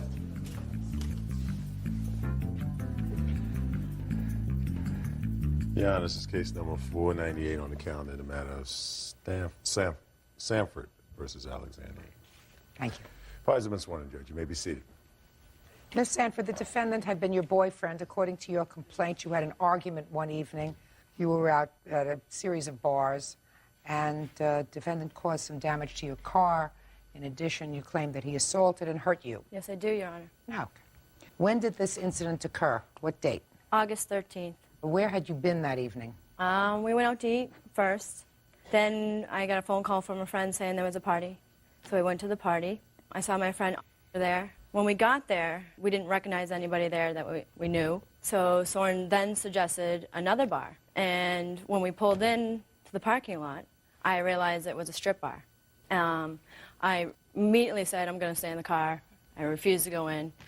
But then they talked me in and they said they were only going to have one beer. By this time, what time was it? 12:30. It was getting late. Bars were closing. Okay. Did you go into the bar? Yes, I did. And you stayed for how long?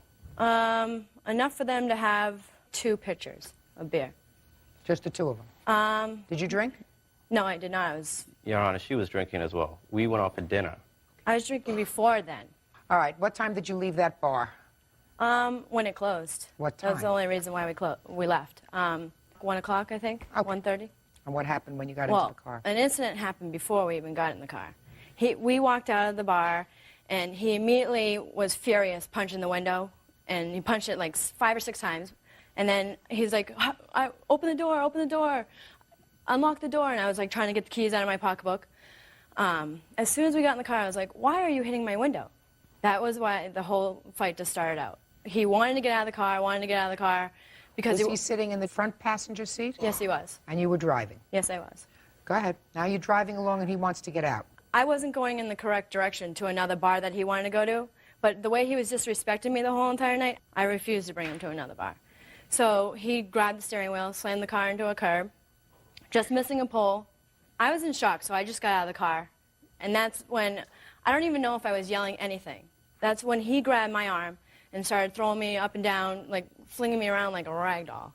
And I hit my hip on it was cement steps. Got out of the car, furious, and Soren ran from the scene. So what happened to your car? Instant flat tire and multiple damages to the right side of the car. Do you have photographs of the car? Yes, I do. This is the rims. I have proof that I have bent rims. Let me I see also the have pictures of the car. receipts of all the damage. Just a minute. Okay. Did you seek any medical treatment? Yes, I did. When? About 3 days later, I have medical proof of that. And he also came to the doctor's appointment with me and to get x-rays because my hip hurt so bad. Did you, in fact, go to the doctors with her? Yes, I did. She said that she had hurt her side, and I said, there's no way that you got damaged enough that she thought she had a cracked pelvis. I'm like, there's no way you'd be walking around for 3 days. But she complained to you that she had, in fact, been injured. 3 days later. And you were... If she was really injured, then she would have gone that night. She wasn't injured. But you were sufficiently concerned to accompany her to the doctor, is that right? She requested that I go with her, and I said, fine, I will. Were you still seeing each other then? At the point of the accident, I really didn't want to see her ever again. Did you see her again? Yes. Until when? Till the day that I paid her the final check. Which was what date? Check date was 11/25. So you continued to see her until November? Yes. Now, in your defense, you said you would pay for the damage to the car. And you immediately gave her some money. How much money did you give her? I gave her $200 cash 1 week, and then I gave her $100 cash the next week after we spoke. And at each week, I asked her, can I have a statement so that I can see what I'm paying for? She got irate with me. She said, I don't have a statement. All I have is a receipt for a total bill. And I said, well, then what do I know that you've done to the vehicle? Have you fixed the side, or have you fixed other things? At the time that I issued the check for $180. Then you gave her another check for $180? Yes, because... How much later? That was probably about another 2 weeks after. So far, that's all correct. He's given you $480. Yes, Your Honor. Go ahead. She then, after I issued her this check, said, now you're going to pay for the rim, right? And I said, no, I'm not paying for the rim. It's warped because you drove away on the rim with the flat tire. Then she wanted payment for the rear of the vehicle.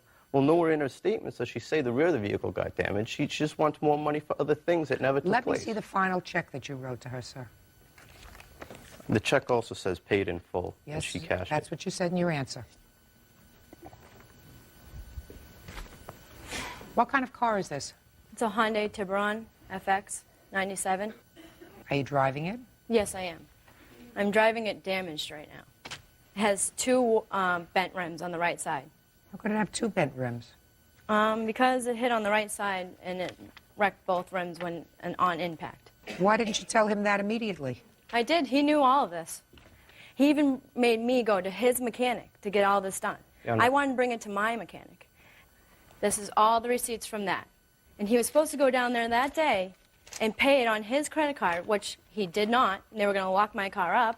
And I went down and paid it over. Actually, I paid it over the phone and went down and picked up my own car. Did you ask her to go to your mechanic, sir? I asked her, it's not my mechanic, just a place where I've had work done. I asked her, yes, go try this place out. Is $764. That's not including the rims that I do need. And this is the price list of the rims. Your Honor, she damaged those rims. I didn't damage those rims. I did not.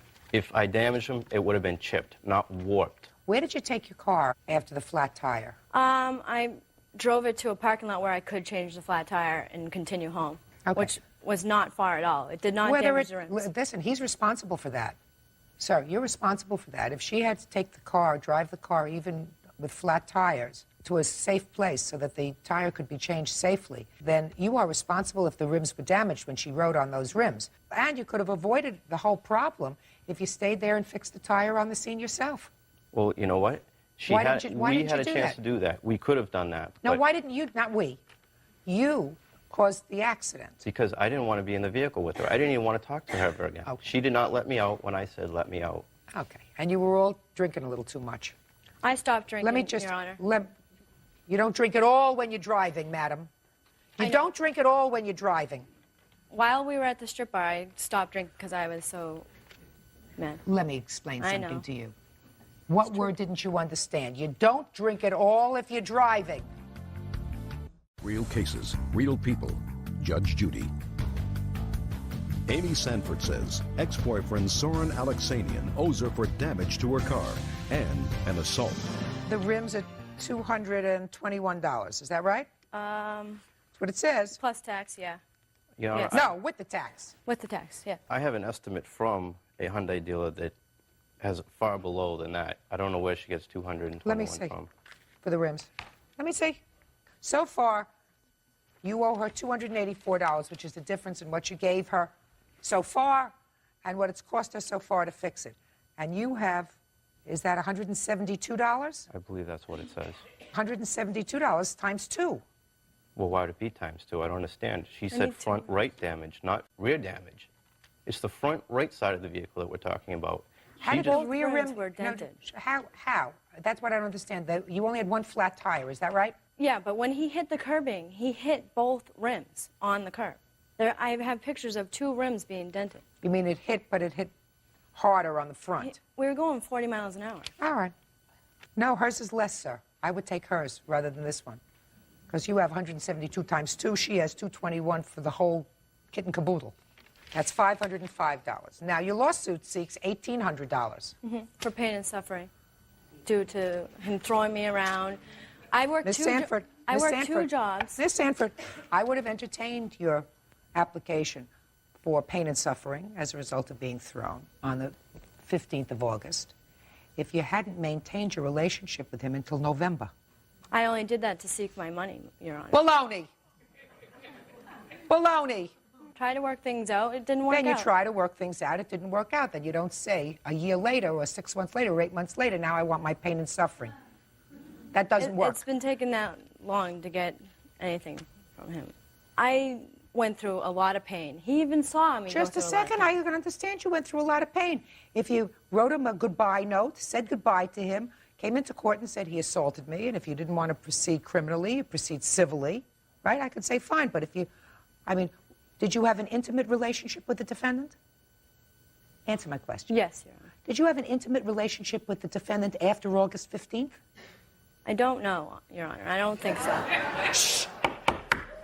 We didn't get along listen, very well. I could tell you that. I don't care whether you got along very well or not. He took me out Are to you eat telling a me? couple times. What? He took me out to dinner a couple times after this all happened. Miss Sanford, you're telling me you had an intimate relationship with him before and afterwards he maintained a relationship with you and you no longer had an intimate relationship with him for 3 months? Is that what you're telling me? You want me to believe that? No, you don't. But he is responsible for the damage he caused to your car because he took control of the steering wheel of the car. The car was in an accident, and any damage that is the proximate cause of that, he's responsible for. And if there is any question as to whether he's responsible for the damage, I have to find in your favor with regard to that because I wasn't there. Neither was he to fix the car. So the judgment is for the plaintiff in the amount of $505 for the damage to the car. That's all. Thank you. Parties are excused. You may step out. When we were in a strip joint, she got angry at me for looking at girls in a strip joint, which is what you go to a strip joint for. It was really disgusting, degrading to me. I just wanted to leave. And now the next case. All parties in the matter of Flynn versus Burbine. Step forward, please. 37-year-old deli worker Shirley Flynn is suing her ex-boyfriend, 39-year-old contractor Raymond Burbine, for the return of her children's baby pictures and a diamond bracelet. According to the complaint, you and the defendant lived together for a period of 5 years. You've known each other for 10. When you separated, you put your stuff in storage. It's your claim that the defendant retained some of your property. Yes. When did you separate your property? I got evicted from my apartment because of circumstances. Got evicted from your apartment in what month? March of 99, 2000. Lived with somebody from March until June. The two of you lived with somebody else until June? Yes. And what property did you take with you when you separated? I took, like, my clothes. That was about it. I had a little TV that I brought. I share a house with an elderly woman, so I couldn't really take that much stuff. Okay, you brought a TV? Yes. Brought your clothes? Yes, some of them. You brought your papers, whatever papers that were necessary that you have? Well, I had in storage at his friend's house green folder filled with court papers that he still has. Court papers? Yes, very important papers. What kind of court papers? For a custody battle. Custody battle for whom? My children. Raymond says all items have been returned and there was never any bracelet. How old are your children? 14, 15, and 18. Is that an ongoing proceeding? No. It's over? Yeah. Oh, so those papers are really not essential anymore. That case is over. Now, what items do you claim he still has in storage? He has all my pictures from my kids from babies growing up. Are they in boxes? Yes. Do you have her pictures? No, I do not, Your Honor. Are you sure? I'm positive. Do you know what happened to those pictures? Yes, I do. What happened to them? They were delivered to her. By whom? By myself. When you say delivered to her, where were they delivered? To Beverly, Mass. After we were evicted from the apartment, that is correct. And I do have a box of her court papers, but as far as the other belongings... Oh, we're going to get to the other... But you do have the court papers? Yes, I do. Okay, and you have no problem with her getting... I have no problem with whatsoever. her getting those. Okay. Now, when you delivered the photos to her, was she at home? Yes, she was. Okay, so she actually accepted them? Yes, she did. Fine. What's next, Miss Flynn? My court papers, a diamond bracelet that he had given me. I read that in your complaint. That's where your problem was, Miss Flynn. Okay. You said okay too fast. You want to know why? Because when things don't make sense, they're usually not true. If you're homeless, the first thing that you pack is a diamond bracelet. Before you take your television set, before you take your underwear, you put your diamond bracelet in your pocketbook. So when you said to me in your complaint, Miss Flynn, he has my baby pictures, a crystal bowl that was given to me by my ex-husband, and a diamond bracelet, I said, this woman thinks that I'm some sort of a dumbo. You understand what I'm saying to you? Yes. That was one of the things that was in with my court papers. Oh, that was quick thinking. So if the diamond bracelet is there, you'll find it when he returns the box No, he of won't. court He already papers. told me that his probation officer said that I don't, unless I have a receipt for it, which it was a gift. No. Listen to me. If what you're telling me is you put the diamond bracelet in the court papers, I assume that when you get the box of court papers, you'll find the diamond bracelet. If you don't find the diamond bracelet there, I suggest you go and look in your underwear drawer. It's probably there. What else? My kitchen appliances, a lot. He has clothes of mine still. What else do you have, Mr. Burbine? I have a box of court papers. Everything else was delivered to her at her home in Beverly. I have affidavits from whose garage the things were stored in. I can't take affidavits, sir. Okay, but everything else was How delivered. long ago were they delivered? I would say the latter part of August. Do you recall that? He brought me some of the stuff, not all of it. Fine. I told him I had a list of things missing, and I read him the list. And what did he say? He told me that he was going to be getting his own apartment in 3 weeks, and that he would go through the stuff and give me my stuff. Okay. And that's been going on for almost a year. Okay. So you have some kitchen appliances. Yes. You mean bowls and a toaster? Dishes, toaster, can opener, all kinds of stuff. I lived in that apartment 17 years, so 17 years worth of stuff. I can't split that up. You can get your court paper, but I can't split that up. I'm not going to say, you listen, you have service for 12, you take 6 and he takes 6. That's not what The courts are thing here that's for. most important to me are my children's baby pictures. Well, from but the you don't stuff know what that he- happened to them. I don't think he's retaining them. If he returned property to you, what possible reason would he have to retain your children's baby pictures? He was very close to my daughter and my boys. And I called him, I've called him several times and asked him to bring them back. And he said that he did have them. Do you have any pictures of her Your children? Honor, you know, she's telling the truth. I was close to the children, but no obligation to keeping baby pictures that do not belong to me. I am not... Have you gone through everything that I was have in went storage? through every piece of box, bag in that garage, and the only thing I do have are the litigation papers for her custody battle. How big a box is it? It's approximately, I'd say, 2 foot by a foot. Is it possible there are pictures in there? In the bottom, it may be, but I did go through the box to make sure none of my belongings were in there when I was served on my birthday with the court paper. You didn't see any diamond bracelet in there, did you? No, I didn't think so. nor there was one to All exist. right. Mr. Burbine, you'll do this, sir. Within 5 days, you'll make arrangements for her to get the court papers. Is it easy for you to have someone deliver them to her? Absolutely, Your Honor. Great. 5 days from today. That's it. Thank you. Parties are excused. You may step out. I got a victim. 39-year-old homemaker Kathleen Marsh is suing her former brother-in-law, 38-year-old sales associate Jeffrey Vesna, for dental bills and furniture for his 2 daughters. Kathleen says she took custody after their mother was killed in a car accident. Order. All rise.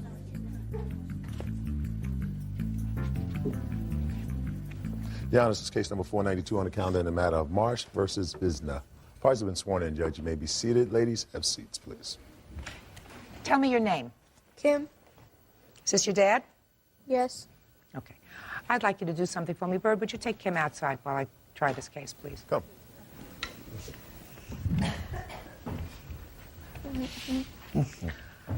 Miss Marsh, the defendant had been married to your sister. Correct. And they were divorced for a long time. Your sister had custody of her 2 daughters, your 2 daughters, sir. And I gather you hadn't had much of a relationship with the 2 girls over the years. Is that right? That's right. Your sister had remarried. Correct. But tragically, she and her husband were killed in an automobile accident, and you took custody of your 2 nieces. Yes, I did. When was your sister killed? June 19th of 2000. Were they in a collision with another car? No, the stepfather was driving Tracy. He was driving, and he had a seizure. And Okay. I gather, Mr. Vizina, Yes, ma'am. that because you hadn't had a serious relationship with your girls, you had no problem with the 2 girls going to live with their aunt. Is that right? No, Your Honor. I did make that decision because I hadn't been the best father, and they don't know their father very well. And a lot of the reason I made that decision, it would not be fair to them considering the circumstances. They just lost their mother and their stepfather, that they should go with a stranger. And I thought it'd be in their best interest to stay with their aunt, where they're more comfortable. That way I could reestablish a relationship in that direction. Do you have other children, sir? Yes, ma'am. How many other children? I've got 1 boy that was just born in October. And that's your only other child? Yes. What your lawsuit seeks, Miss Marsh, is money. You say that you had to buy bedroom furniture for the children. Yes. And you want him to pay for the bedroom furniture that you purchased, and also braces for both girls. yes, at least help with these expenses. He has a defense with regard to the furniture because he says he wasn't consulted. With regard to the braces, I'm going to get to that in a minute. Did your sister have a home? She lived with her mother-in-law. And I assume that the girls had furniture there. They had a waterbed frame that was about 30 years old with a mattress thrown in. That's what they had for bedroom furniture. I assume you went to court with regard to the issue of custody, and you were awarded legal custody of the girls? Yes, I was awarded legal custody. I didn't have to go to court. He defaulted. But you went to court. You have a court order giving you custody. Oh, yes, yes. Was there a support order entered as well for the 2 girls? Yes, there is. Is he currently paying that support order? No. What is the order? $1,026 a month. And when was that support order made? December 1st is when it was to be start being paid. Have you paid that money? Your Honor, I was never informed of any court order, and as far as the legal custody goes, Nothing has ever gone to court. Her lawyer had sent me a notice that he had dropped the case. Are you telling me, sir, that you never received notification that you were to pay $1,026 a month for the support of your children? No, Your Honor, not at all. Well, how much money have you voluntarily paid for the support of your children since December? As far as sending her monetary amounts of money, I've sent none at this moment. I had my youngest daughter over with me for the summer. She was going to live with me, and she decided to go back. I had provided her with the school clothes and things that she needed to go back to school. Okay. I've been in contact with them, but... But that's since September, sir. We're talking about 7 months. Ms. Marsh has taken over financial responsibility for the girls. That's not her financial responsibility. That's yours. Yeah, I agree. So why haven't you sent her any money? I really have no excuse for it. The Social Security benefits, they are receiving the death benefits. Do the children receive death benefits through Social Security? Yes, I do. In what amount? $716 total. For both girls? For both girls. A month? A month. Any other benefits that the children receive? No. The life insurance that their mom has left them, they will receive when they're 18. In what amount? $10,000 apiece. And then the auto insurance monies, they will receive at the age of 25, 30, and 35. And how much was that? I don't know what it's going to be after it's accumulated interest through the annuities, but it was $50,000 less 25% for the attorneys. For each of the children? Total. Okay. Mr. Vizina, $716 a month does not take care of 2 girls. Now, Ms. Marsh has to understand that she cannot go out and obligate you to purchase things for the girls by buying them and then telling you about the expenses. But I have a problem, and I want you to tell me, with regard to what I consider necessaries for the children, which are orthodontic braces, why you feel as if you are not responsible for that. Right now, my youngest daughter, she doesn't have all her permanent teeth in yet. She's 13 years old. She's 13. When she was with us last September, August, I can't remember exactly which month, but she had already lost a tooth there. She doesn't have all her permanent teeth in. Want to get them mature enough to get all the permanent teeth in before spend money on the braces in order to... So Where did you go to dental school? Where did you go to dental school? I never did. It just wouldn't make any sense, Your Honor, if she's losing teeth when she's got braces on there if all her permanent teeth aren't in yet. Everybody puts braces on before they're 13. My father was a dentist. That's just my guess, Your Honor. You guessed wrong. Can I see the report from the dentist? Yes. Thank you. Miss Marsh, do you have other children? Yes, I have 2 girls. About 2 the same teenage age? girls. I've got one 19 and one 16. Oh. They get along? Sometimes. Yeah. This is just for Kim. Right. I can't afford to take both of them. I just can't afford it. Do you have a report with regard to the need for the other child to have braces? No. Do you have the court order for $1,026 a month? Yes, I do. May I see it, please?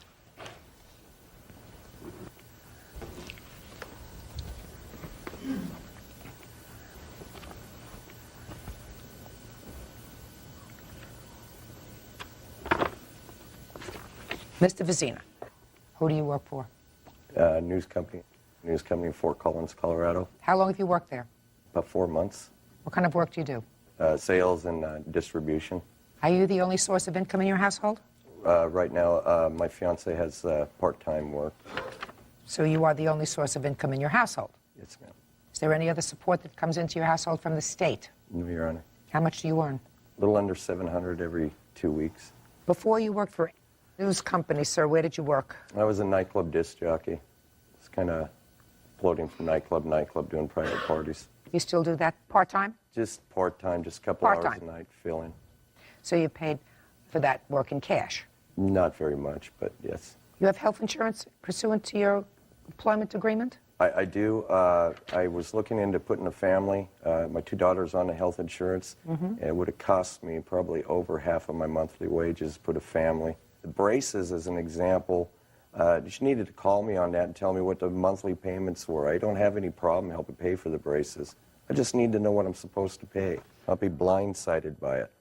Mr. Vizina, It is clear to me, sir, that for a very long time you were perfectly comfortable that your former wife and her husband were taking care of these two girls and that you had no responsibility. You were not in their lives. You went on with your life. The girls clearly had a good life, I assume, with their mother and their stepfather, and they were not a financial burden on you.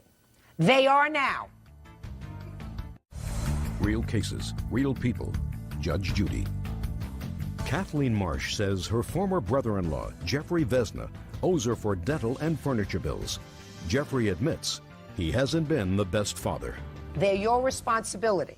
The fact that their aunt has chosen to assume their care does not relieve you of the financial obligation to support them.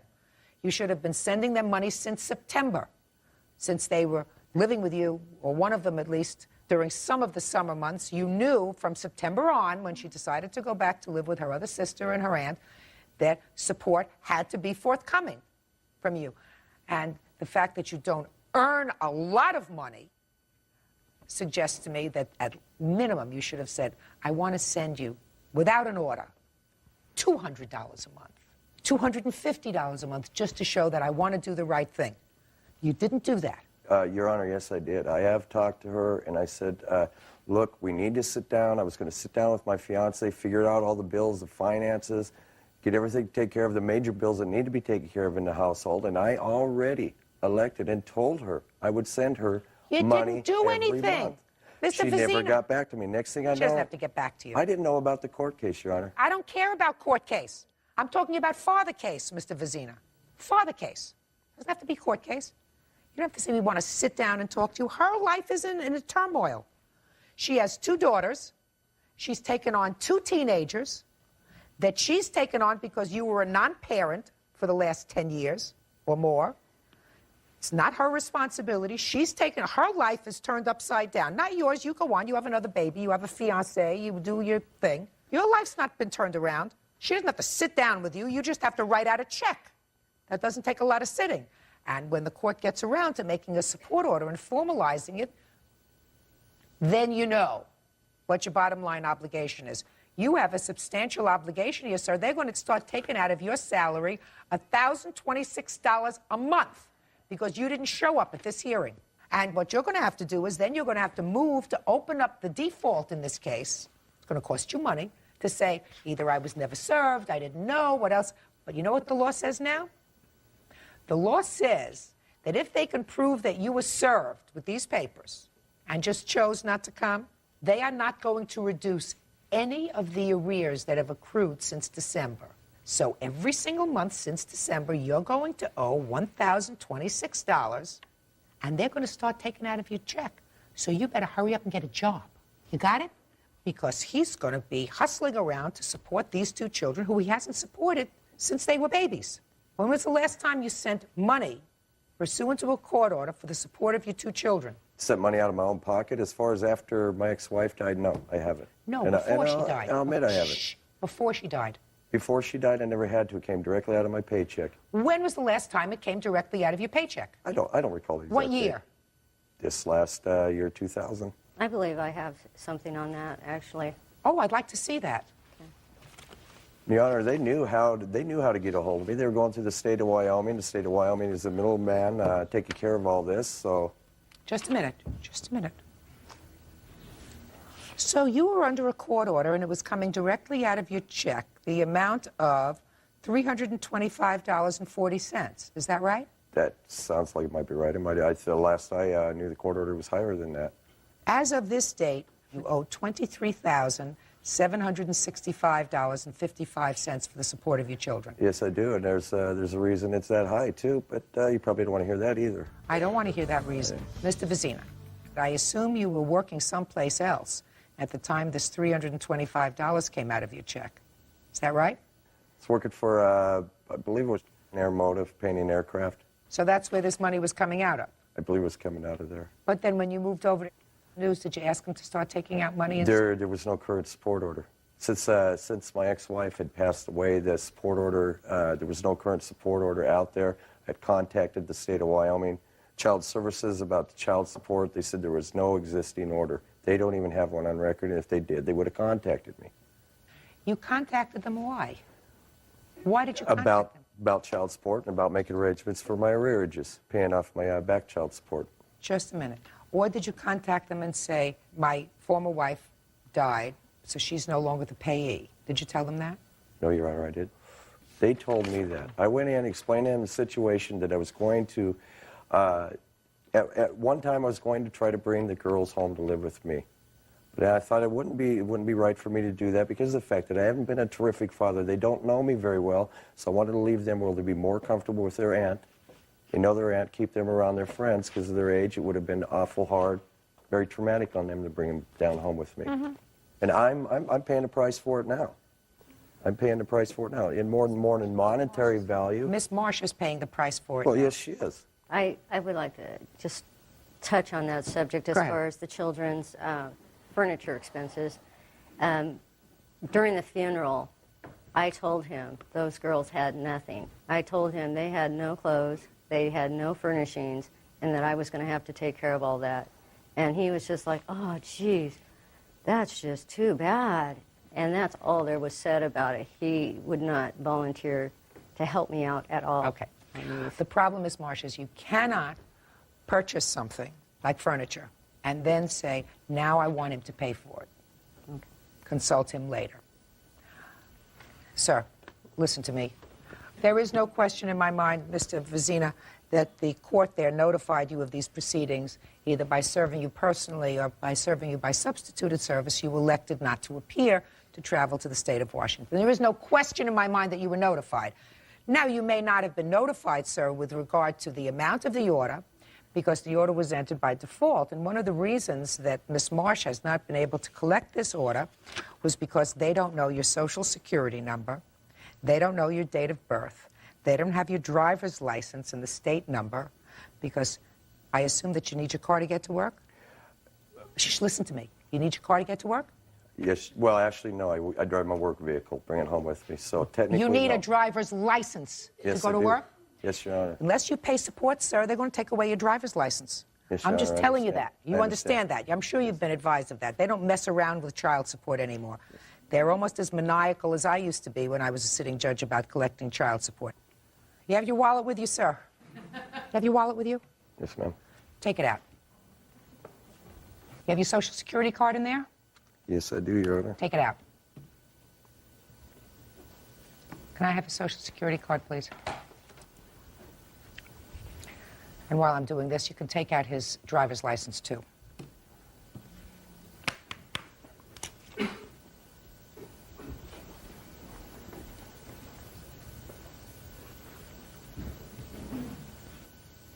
Now what we're going to do, Ms. Marsh, is we're going to make copies of both of these documents that you can furnish the court so that they will have his Social Security number and his driver's license. And we also know that currently he is working at a news company, that his monthly gross income is somewhere between $1,400 and $1,600 a month, and that he has additional income from part-time work, and that is probably paid in cash, clearly not reported. Got it? Mm-hmm. Perfect. So we're going to make copies of that before we give him back to Mr. Vizina. You now have a mechanism to attach his salary. Now, that may not be effective because he may move. Mm-hmm. But while your sister may have had all of his information, you didn't. So I see this order is blank with regard to the pertinent information, how to get in touch with him. Right. Sometimes the left hand doesn't know what the right hand is doing. But if you're going to buy things for the girls, and if you want to obligate him, other than the support order, you have to contact him first. He has to be notified first. But I believe, having read the orthodontist's report, at least one of your nieces is in need of having this done yesterday, since he is not forthcoming with either support, and since the order that was entered says that he is to maintain insurance for the children, which I assume he has not done because he says he was looking into that and he hasn't done it. I'm entering a judgment in your favor in the amount of $3,850, which will cover the girl's treatment. That's all. Thank you. Parties are excused. You may... Beauchamp is suing his former friend, 32-year-old Amy Rubino, for an unpaid loan. Amy says the money wasn't a loan until she turned down his proposal for marriage. She is countersuing for harassment. Order. All rise.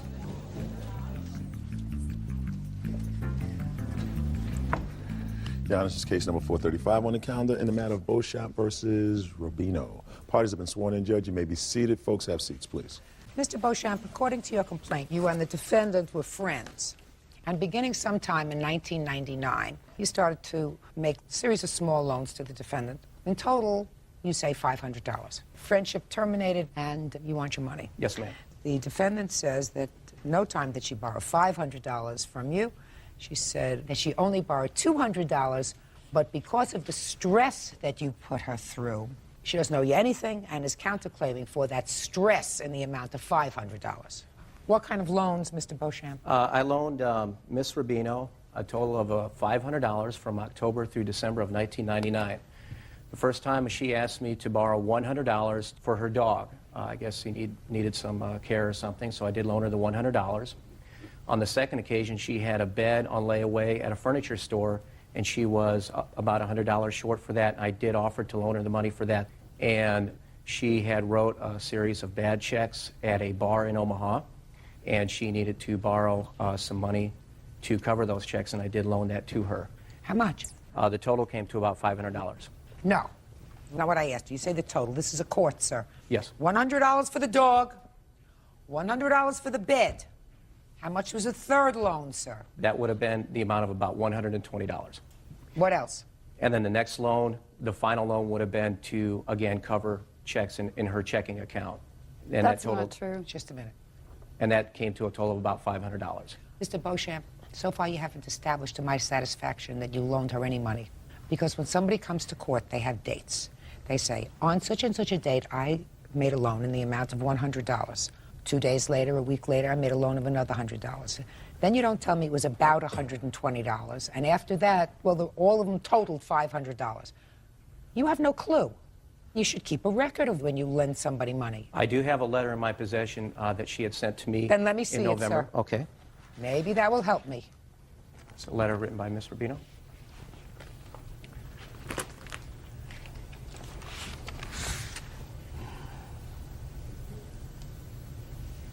Ah, so you acknowledge you owed him $500.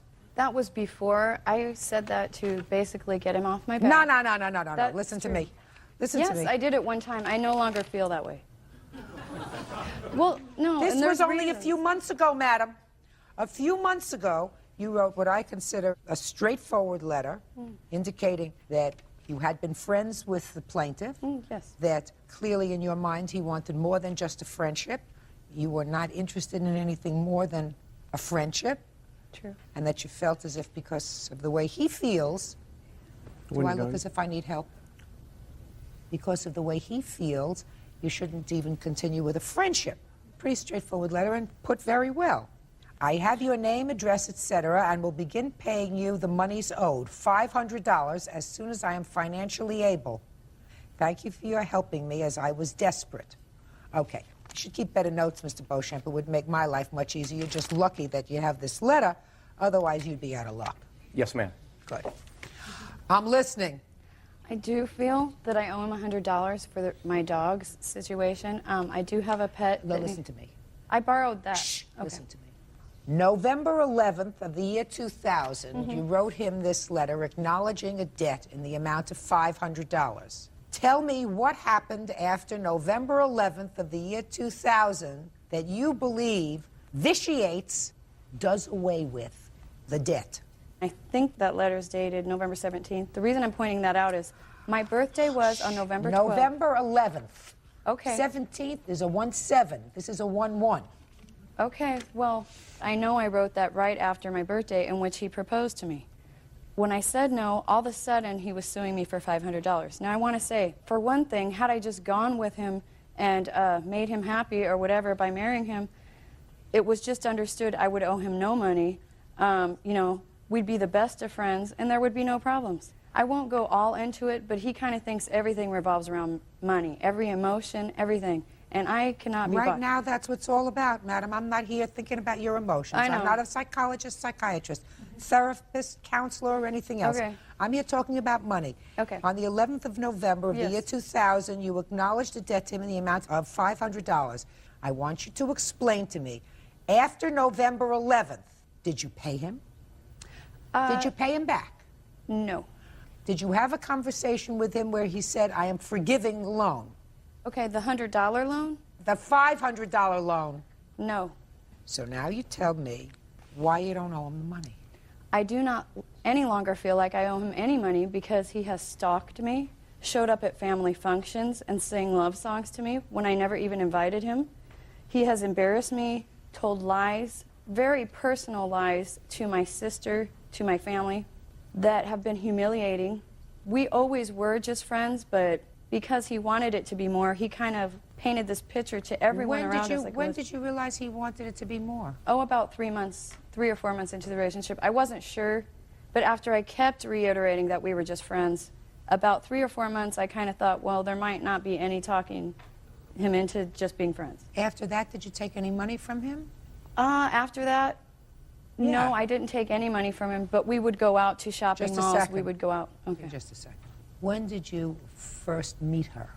I first met her in April of 1999. And these loans didn't begin until October of 1999.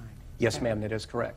So if you say that you knew within the first 3 months, you I wasn't started positive. taking money All right.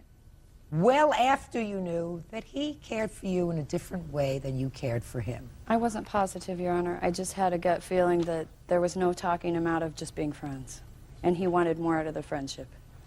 I wasn't Then positive. you should have written but this letter a long time ago and not compounded your foolishness by taking money from him. Bird, look at the second hand on your watch. The defendant has 30 seconds to tell me about her counterclaim. I do honestly believe that because on the basis of 2 factors that I do not owe Mr. Beauchamp. I'm talking about your counterclaim, madam, and you're wasting time. Okay. The reason is because I encouraged my dad to hire him for at least $1,200 of projects. My dad would ask me- Counterclaim.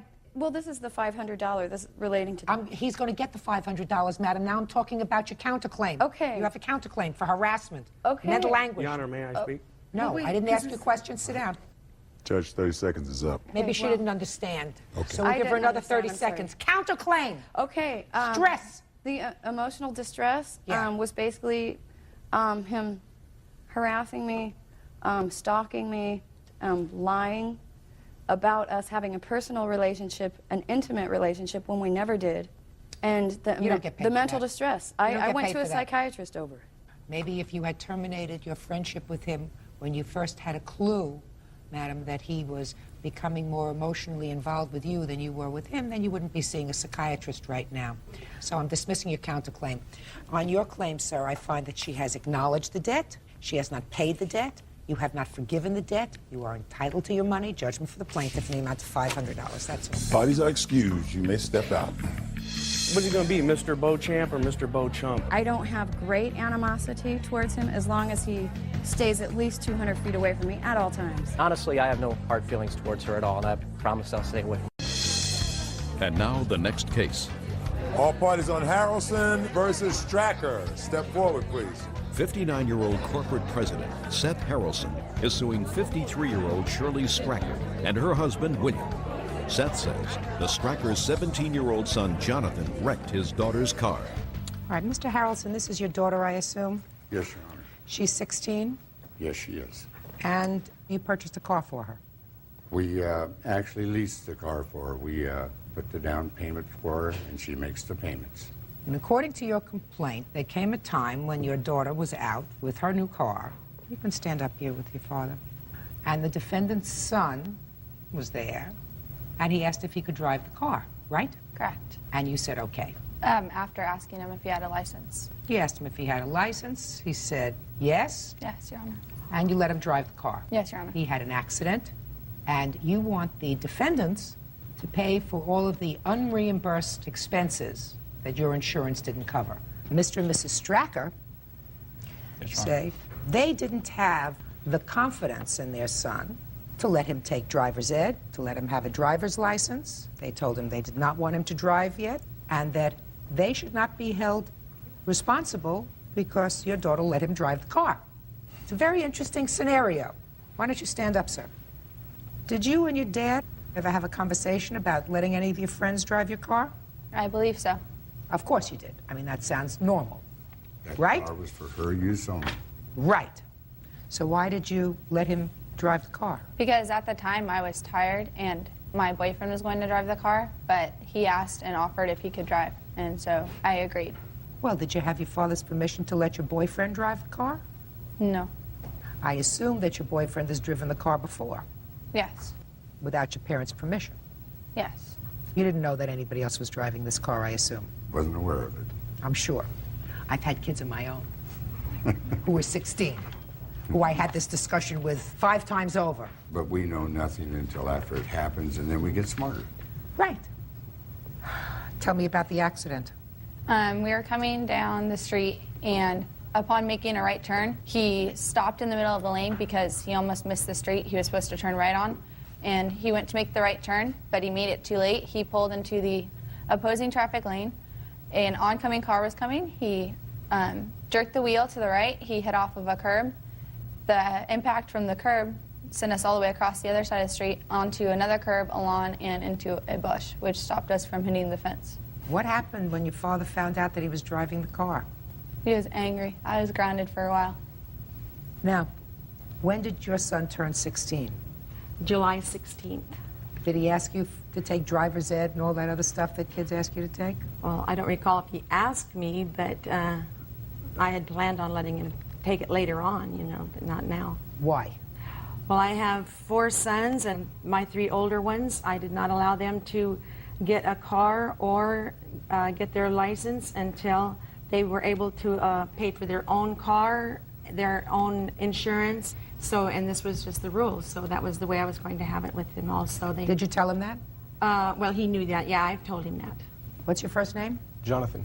So you never took driver's ed? No. So tell me why you asked Lacey if you could drive the car. Well, I was just joking around. I didn't really think that she'd let me drive the car. And then she did let me drive the car, which was surprising because she actually did know I did not have a license. How did she know that? We've known each other for a while. Everyone in our group of friends makes fun of me because they know I'm not getting my license till I'm probably around 18 or 19, so. That still doesn't answer my question, Jonathan. Why did you ask her if you could drive the car? Well, I wasn't really thinking that she'd let me. I was just joking around. It was supposed to be a joke, like. Okay, so now it was a joke, and then she said okay. Yeah. And then I stupidly got in the driver's seat, so. You knew that was wrong. Yes. Now, your mother has told me that there were clear rules in your family about not having a driver's license. Were there ever any discussions, arguments in your house, little tiffs about the driver's license? No, we never. What a good kid. I don't know if I could get away with that. Let me tell you why this case presents a problem to me, Mr. Harrelson.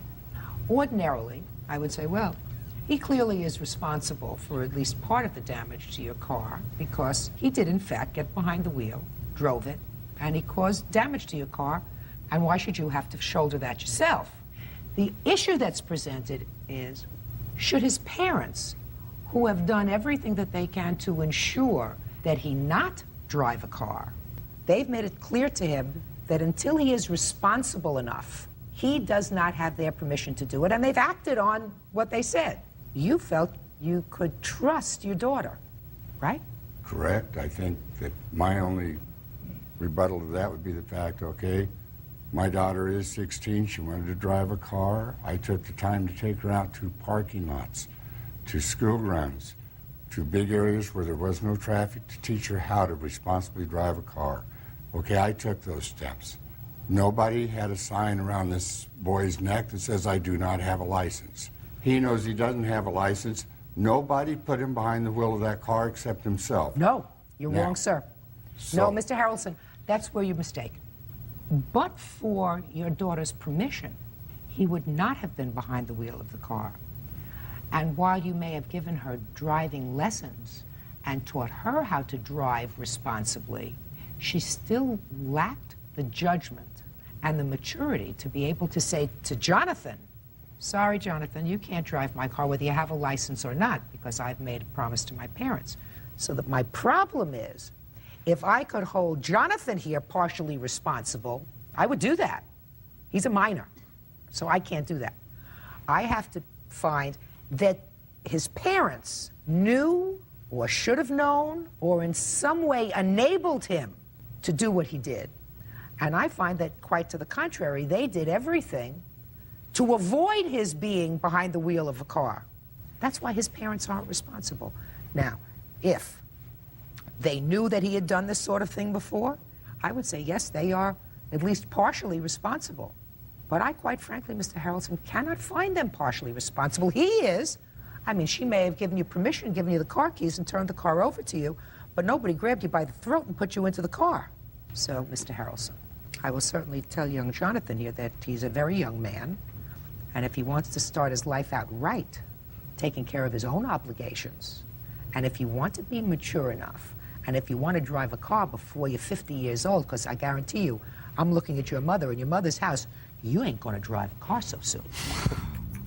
Now, in the law, because Jonathan is a minor, I cannot enter a judgment against him. I could enter a judgment against his parents for contributory negligence, because he was contributorily negligent in this accident. But I would have to satisfy myself that they in some way either knew, actively or tacitly, or encouraged him to get behind the wheel of a car, any car, and that would be by participating in him getting a license, by participating in driver's ed. Quite the contrary. In their case, sir, he was told, you can't drive. But you have to understand, Mr. Harrelson, but for the actions of your agent, and in this situation, your daughter was your agent, because you chose to give her a car. You gave her certain rules, which she violated with regard to other people driving the car. So, but for her actions, we would not be here today. Therefore, I can impugn her negligence in letting him drive that car to you. His parents didn't allow him to do that. And if I were to say that they were financially responsible to you, I would be impugning his negligence to them. And they did everything that they could to see to it that their son did not drive a car until they thought he was responsible. I'm telling you, your daughter may know how to drive a car, but she violated your trust on many more than this one occasion. So grounded is one thing, but I would rethink it in any event. For the reasons that I've outlined, your lawsuit is dismissed. That's all. Parties are excused. You may step out. 72-year-old Betty Crowell is suing 21-year-old student Michael Roman for wrecking her car. Betty's granddaughter, 18-year-old student Mira Crowell, says she loaned the car to Michael after a party. Order. All rise.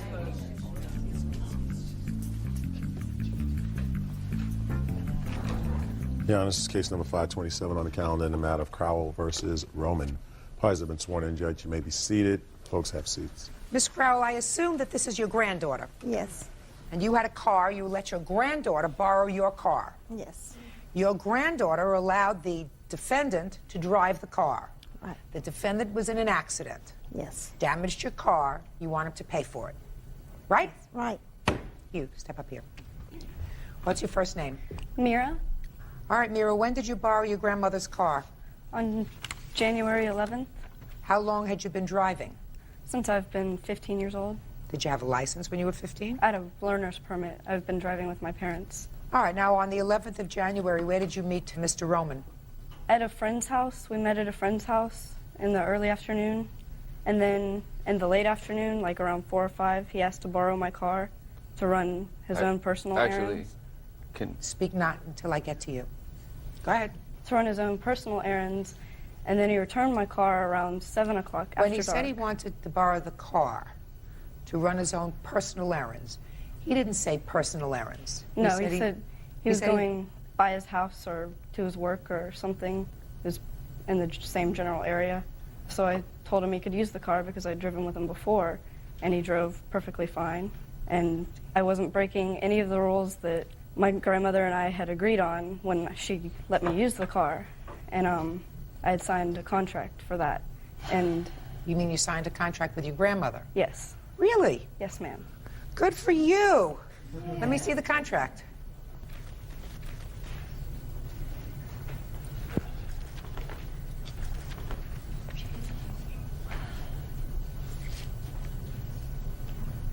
Who prepared this agreement? I did.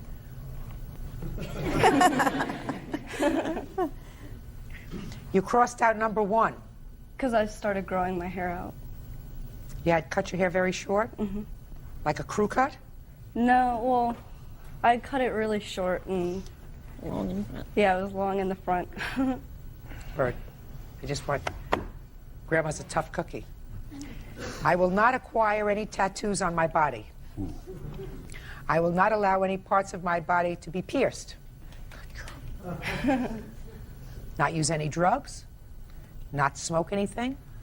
Not consume any alcohol prior to age of 21. And never while driving the car. Maintain the car in clean condition. Will attend school. Take driver's ed. Will work or travel or attend school every summer. Will drive defensively, cautiously, and will not allow anyone under the age of 21 to drive this car. You signed it. Yes, ma'am. That's great. Can I get a copy of this? You sure can. Thank you. Bird wants a copy. You don't mind, do you? Okay. In any event, how old are you? 21. So? Can I, first bite? I'm not with you yet. So when he came back after borrowing the car, what happened? He came inside, and... How much later? A few hours.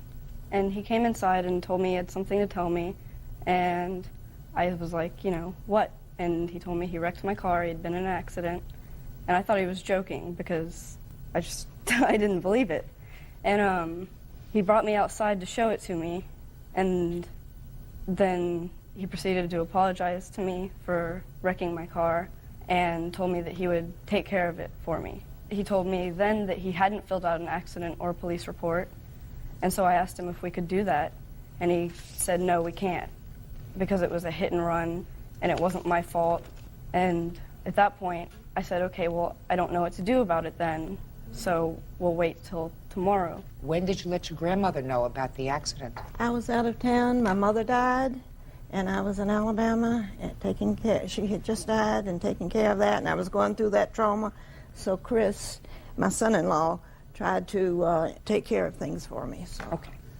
When did you tell your father? I told my father the next day, and he told me to contact my insurance company and see what they had to say, which I did, and they said that they wouldn't do anything because the insurance that I had wasn't collision insurance. Or what kind of car was this? A 1993 Honda Civic EX. You had personal injury insurance, but no collision, I assume. Because I'm on a limited income, and with a teenager driving, I couldn't afford collision. It was about twice as much with the liability. Okay. Can I see photographs of the car? Yes, ma'am. They're in the packet, Your Honor. They're on the back of Section 3 is the 3 estimates we got to repair the car, and the pictures are at the back of Section 3. Thank you.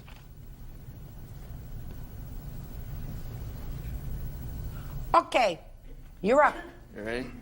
All right. Basically, how it started is I was at a party that I had met her.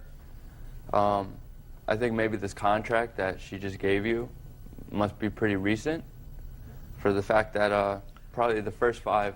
Listen to me. The first 5. All I want to know is how you got the car and how you got into this accident. Okay. I'm going to let you know. Basically, I was at this party. We had mutual friends. I had met her that night. It was late. Wasn't any time in the daytime. It was nighttime. Early morning, maybe 3, 4 in the morning. I was on my way out. I had plenty of friends there that could have given me a ride. I had no reason to ask her for the car. She asked me if I could pick up one of her friends, that her friend Wilma or somebody needed to be picked up, that she was having problems with her mom. She needed to get out of the house. So I said, look, at the same time, I need to bring my record back home. I've been up tired. I need to bring it home. I proceeded to bring my book bag home. On the way back... I don't understand. I just didn't understand that, sir. Did I not understand it on purpose? First, you tell me she asked you to pick up her friend Wilma, and then you started to frumpy over, you had a book bag and a record, you wanted to bring it home. Let's get to, she asked you to pick up her friend Wilma? You also wanted to take a record home? No, my record bag home, because I had it with me and I was... So you wanted to take your record bag home? Stop playing with the pen. You wanted to take your record bag home? Yeah. So, now that I understand that, continue. So you said... Well, after that, I told her that, I explained to her that, look, I didn't have insurance, I didn't have a car at the time, but I had a valid driver's license. You had this whole discussion? Yeah. Listen to me.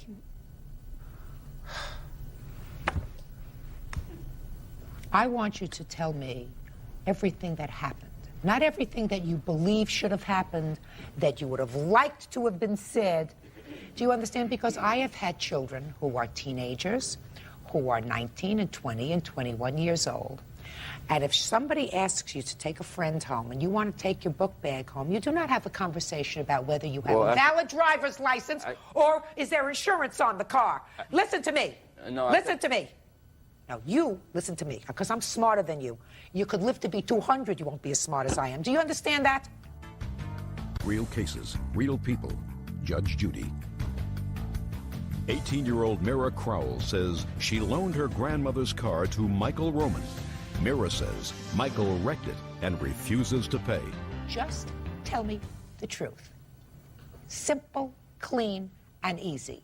You were going to go pick up a friend and also go to your house to bring home a book bag. Exactly. Right. But this wasn't on my choice. I didn't want to. From the beginning, once again, I did not want to bring her or even do her the favor of bringing Then you don't do it. Exactly. Then you... Exactly. Then you don't do it. Okay, exactly. But Good. She continued. But you got... I don't care whether you're going to tell me that she continued to beg you, plead you, whatever. Put the pen down. Stop scratching your ear. You don't get behind the wheel of a car if you didn't want to do it. You did want to do it, so you got behind the wheel of her car. Is that right? Did she, in fact, point a gun in your head and say, go get my friend? Yes or no? No. Did she take out a knife, threaten you in any way? No. Did she threaten to call the police if you didn't do her this favor? No. Did she threaten to tell your family that you had done something grotesque to her? No, ma'am. No. So you got her keys, and you got in the car. She gave me the keys. Yes, and she gave you the keys. Proceeded to go home to bring my record back home. So the first thing you did was go home, right? Right. So you took care of your chore first, right? Exactly. Good. When did you get into the accident? The reason, let me take one step back. The reason that... No, you listen to me. You took your book bag home. Mm-hmm. Did you take your book bag home before or after the accident? Before the accident. So you got home with your book bag and there was no accident. Yes, ma'am. And when you left your house, where was your next stop? To her friend's house. And how far away was that from your house? Maybe 3 miles. And how far did you get before you had the accident? Maybe 2 miles. Now tell me about the accident. I was coming down Highway 50, and that's a main highway, state road. There was a Cadillac in the fast lane. I was in the medium lane, the middle lane, proceeding down the road. I noticed that they kind of were driving hazardous. Whoever the person was driving just tapping their brake lights. They were kind of swerving. They proceeded to get in front of me, so I switched over lanes because I noticed, you know. You switched over to the fast lane? Yeah, I switched over to the fast lane to not be in back of them. They slammed on their brakes and turned this way, back into my lane. The bumper of the back bumper of her car touched the front bumper of the Civic. Spun me off into there was a construction site going on at the time. There was temporary construction signs. Spun me off into a median. One of the temporary signs hit the windshield, spun me back off into the middle of the road. And I stopped the car, pulled it over. And as soon as I got out of the car, the other car kept going. So I proceeded to pull the car over into a parking lot because there was a mall right there. So I pulled it over, looked at the car, see if it was drivable. I realized that I wasn't too far from home. I was really nervous. I had previously explained to him that, you know, I didn't personally have insurance. I don't believe that. Okay, but... So let's get over that. I don't believe that you personally explained to her that you had no insurance. That's not consistent with human... That's a big part of my case. I mean... It may be a big part of your case. I don't believe it. But that... I don't believe it. Okay, so anyway, so basically after that had happened, I was nervous. I was kind of shook about the whole situation with the car. So I knew I was only maybe a mile and a half from the house where the party was going on still. Brought her back the car, explained to her the situation that had happened, brought her outside, showed her the car, and explained to her that I felt that we should call the cops and that I would personally tell them that I was driving and that at least they would have a police report of some sort. And from then on, we continued on. Nothing had happened. She never called the cops. 3 days later, we continued partying. We hung out. I continued to drive the car. She let me borrow the car the next day. Did you let him borrow the car the next day? Yes. And can I explain why? Sure. Because he had a pager, and he said that that was the only number he would give us, was his pager number. And he said that if he didn't get it paid for, that day it was going to get shut off. And I didn't want to lose contact with him. And the car was not I wasn't going to drive it wrecked, like all the way. Baloney. That's a fib. All you have to do is have his name. You call the police. You say he was in an accident with my car. It was a hit and run. Somebody hit the car. Police come. They take his name. They take his address. I guarantee you, he doesn't need a cell phone in order for you to stay in contact with him. So that's a lot of baloney. You know it, and I know it. What do you want to say? You want to say something in defense of that? In defense of Muir, if I could. In defense of that baloney that she let him drive the car again after he wrecked it? No. Of course not. You don't want to do that. I don't want to do that. Right. There is no defense for that, right? I agree. Good.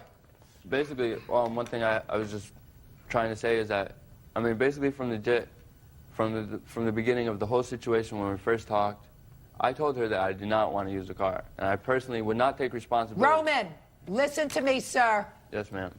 I don't see why you don't. We take responsibility for our actions. When somebody coerces you, threatens you with physical harm, sometimes people have to do things that they would ordinarily not do. Mm-hmm. If what you want me to believe is you were coerced into using this car because this young woman begged you, pleaded with you, wouldn't take no for an answer, and if you want me to accept that as an excuse, I will not. No, that's not what I'm saying. If you let me finish, you'll hear what I'm saying. I personally just did not, regardless if it's my friend, if it was her, if it's any friend, if I do not have insurance, which I do not, and at the time I was going through problems with my car and my insurance and payments on that, I let her know. You see what I'm saying? That I did not have, no, just let me finish. You said it before, and I'm telling you, you're a liar. At 4 o'clock in the morning, when you said this happened, you don't have a conversation with her and say to her, I'm going to take your car, and I'm going to first drop off my book bag at my house. Then I'll go pick up your friend. But by the way, I'm having trouble with my car and my own insurance, so therefore I don't have insurance. I hope you have insurance. Does that sound right to you as the parent of teenagers? It's inconsistent with Bird's and my experience as a parent. You're still not understanding what I'm saying. Oh, I'm understanding you. Oh, believe me. I'm understanding. You know what I'm understanding? Shh. You know what I'm understanding? You had an accident, and you got to pay for the car. You were driving, your fault. You were driving, your fault. Because if a Cadillac is in front of me swerving, what you do is you very slowly put on the brake. You slow down to about 20 miles an hour, and you let the Cadillac get really far in front of you because it's 4 o'clock in the morning. They probably had a whole bunch to drink, and you want to stay as far away from them as possible. That's what you do when you're an adult and when you are driving defensively. However, when you're a 21-year-old idiot, right, then you get right on the behind of the Cadillac, you move around, they change lanes, you change lanes, and all of a sudden you get into an accident. Not an on purpose. You didn't mean to destroy her car, but you destroyed her car. She doesn't have collision insurance. She has liability insurance, which means that if you had killed somebody, that insurance would have had to have been responsible. But because you just wrecked the car, who was supposed to be responsible? Mrs. Cromwell, who was taking care of funeral arrangements? Her granddaughter, who was at the house, was nowhere near this accident? Or you, who had just taken care of your own chore, dropping off your own bag in your own house at 4 o'clock in the morning? Who do you think should be responsible? Or Bird, who was home in his house sleeping at 4 o'clock in the morning? You think about that, not you. First, I'm telling you, I did not take responsibility for the car from the beginning. I told her that before I left. I didn't need, you can laugh about it. Let me ask you a question, sir. It might be funny, but I mean, it's not. No, really. it's not. You're not funny. I want to tell you something. You're not funny. How many times has your license been suspended? Once. How did I know that? How'd you know that? Yeah, how did I know that? Probably because they looked up my license and brought you papers and did that, Shamil? Really? I mean, did Just you... a second. Just a second. Is that what you think? You think that they looked up your record and they brought me papers? Well, I'm sure, possibly. I mean, no, I'm telling you, sir, that's not how I know that your driver's license had been suspended at age 21. Then you tell At me. least once. You let me know. How did I know? I don't. Because I'm smart. That's it. You want to know something? Even Bird knew your license had been suspended at least once. You want to know why? Why is that? 'Cause He's smart. The only one who just don't get it is you. When you destroy somebody's property, you have to pay for it. Judgment for the plaintiff in the amount of $4,012.93. That's all. Parties are excused. You may step out.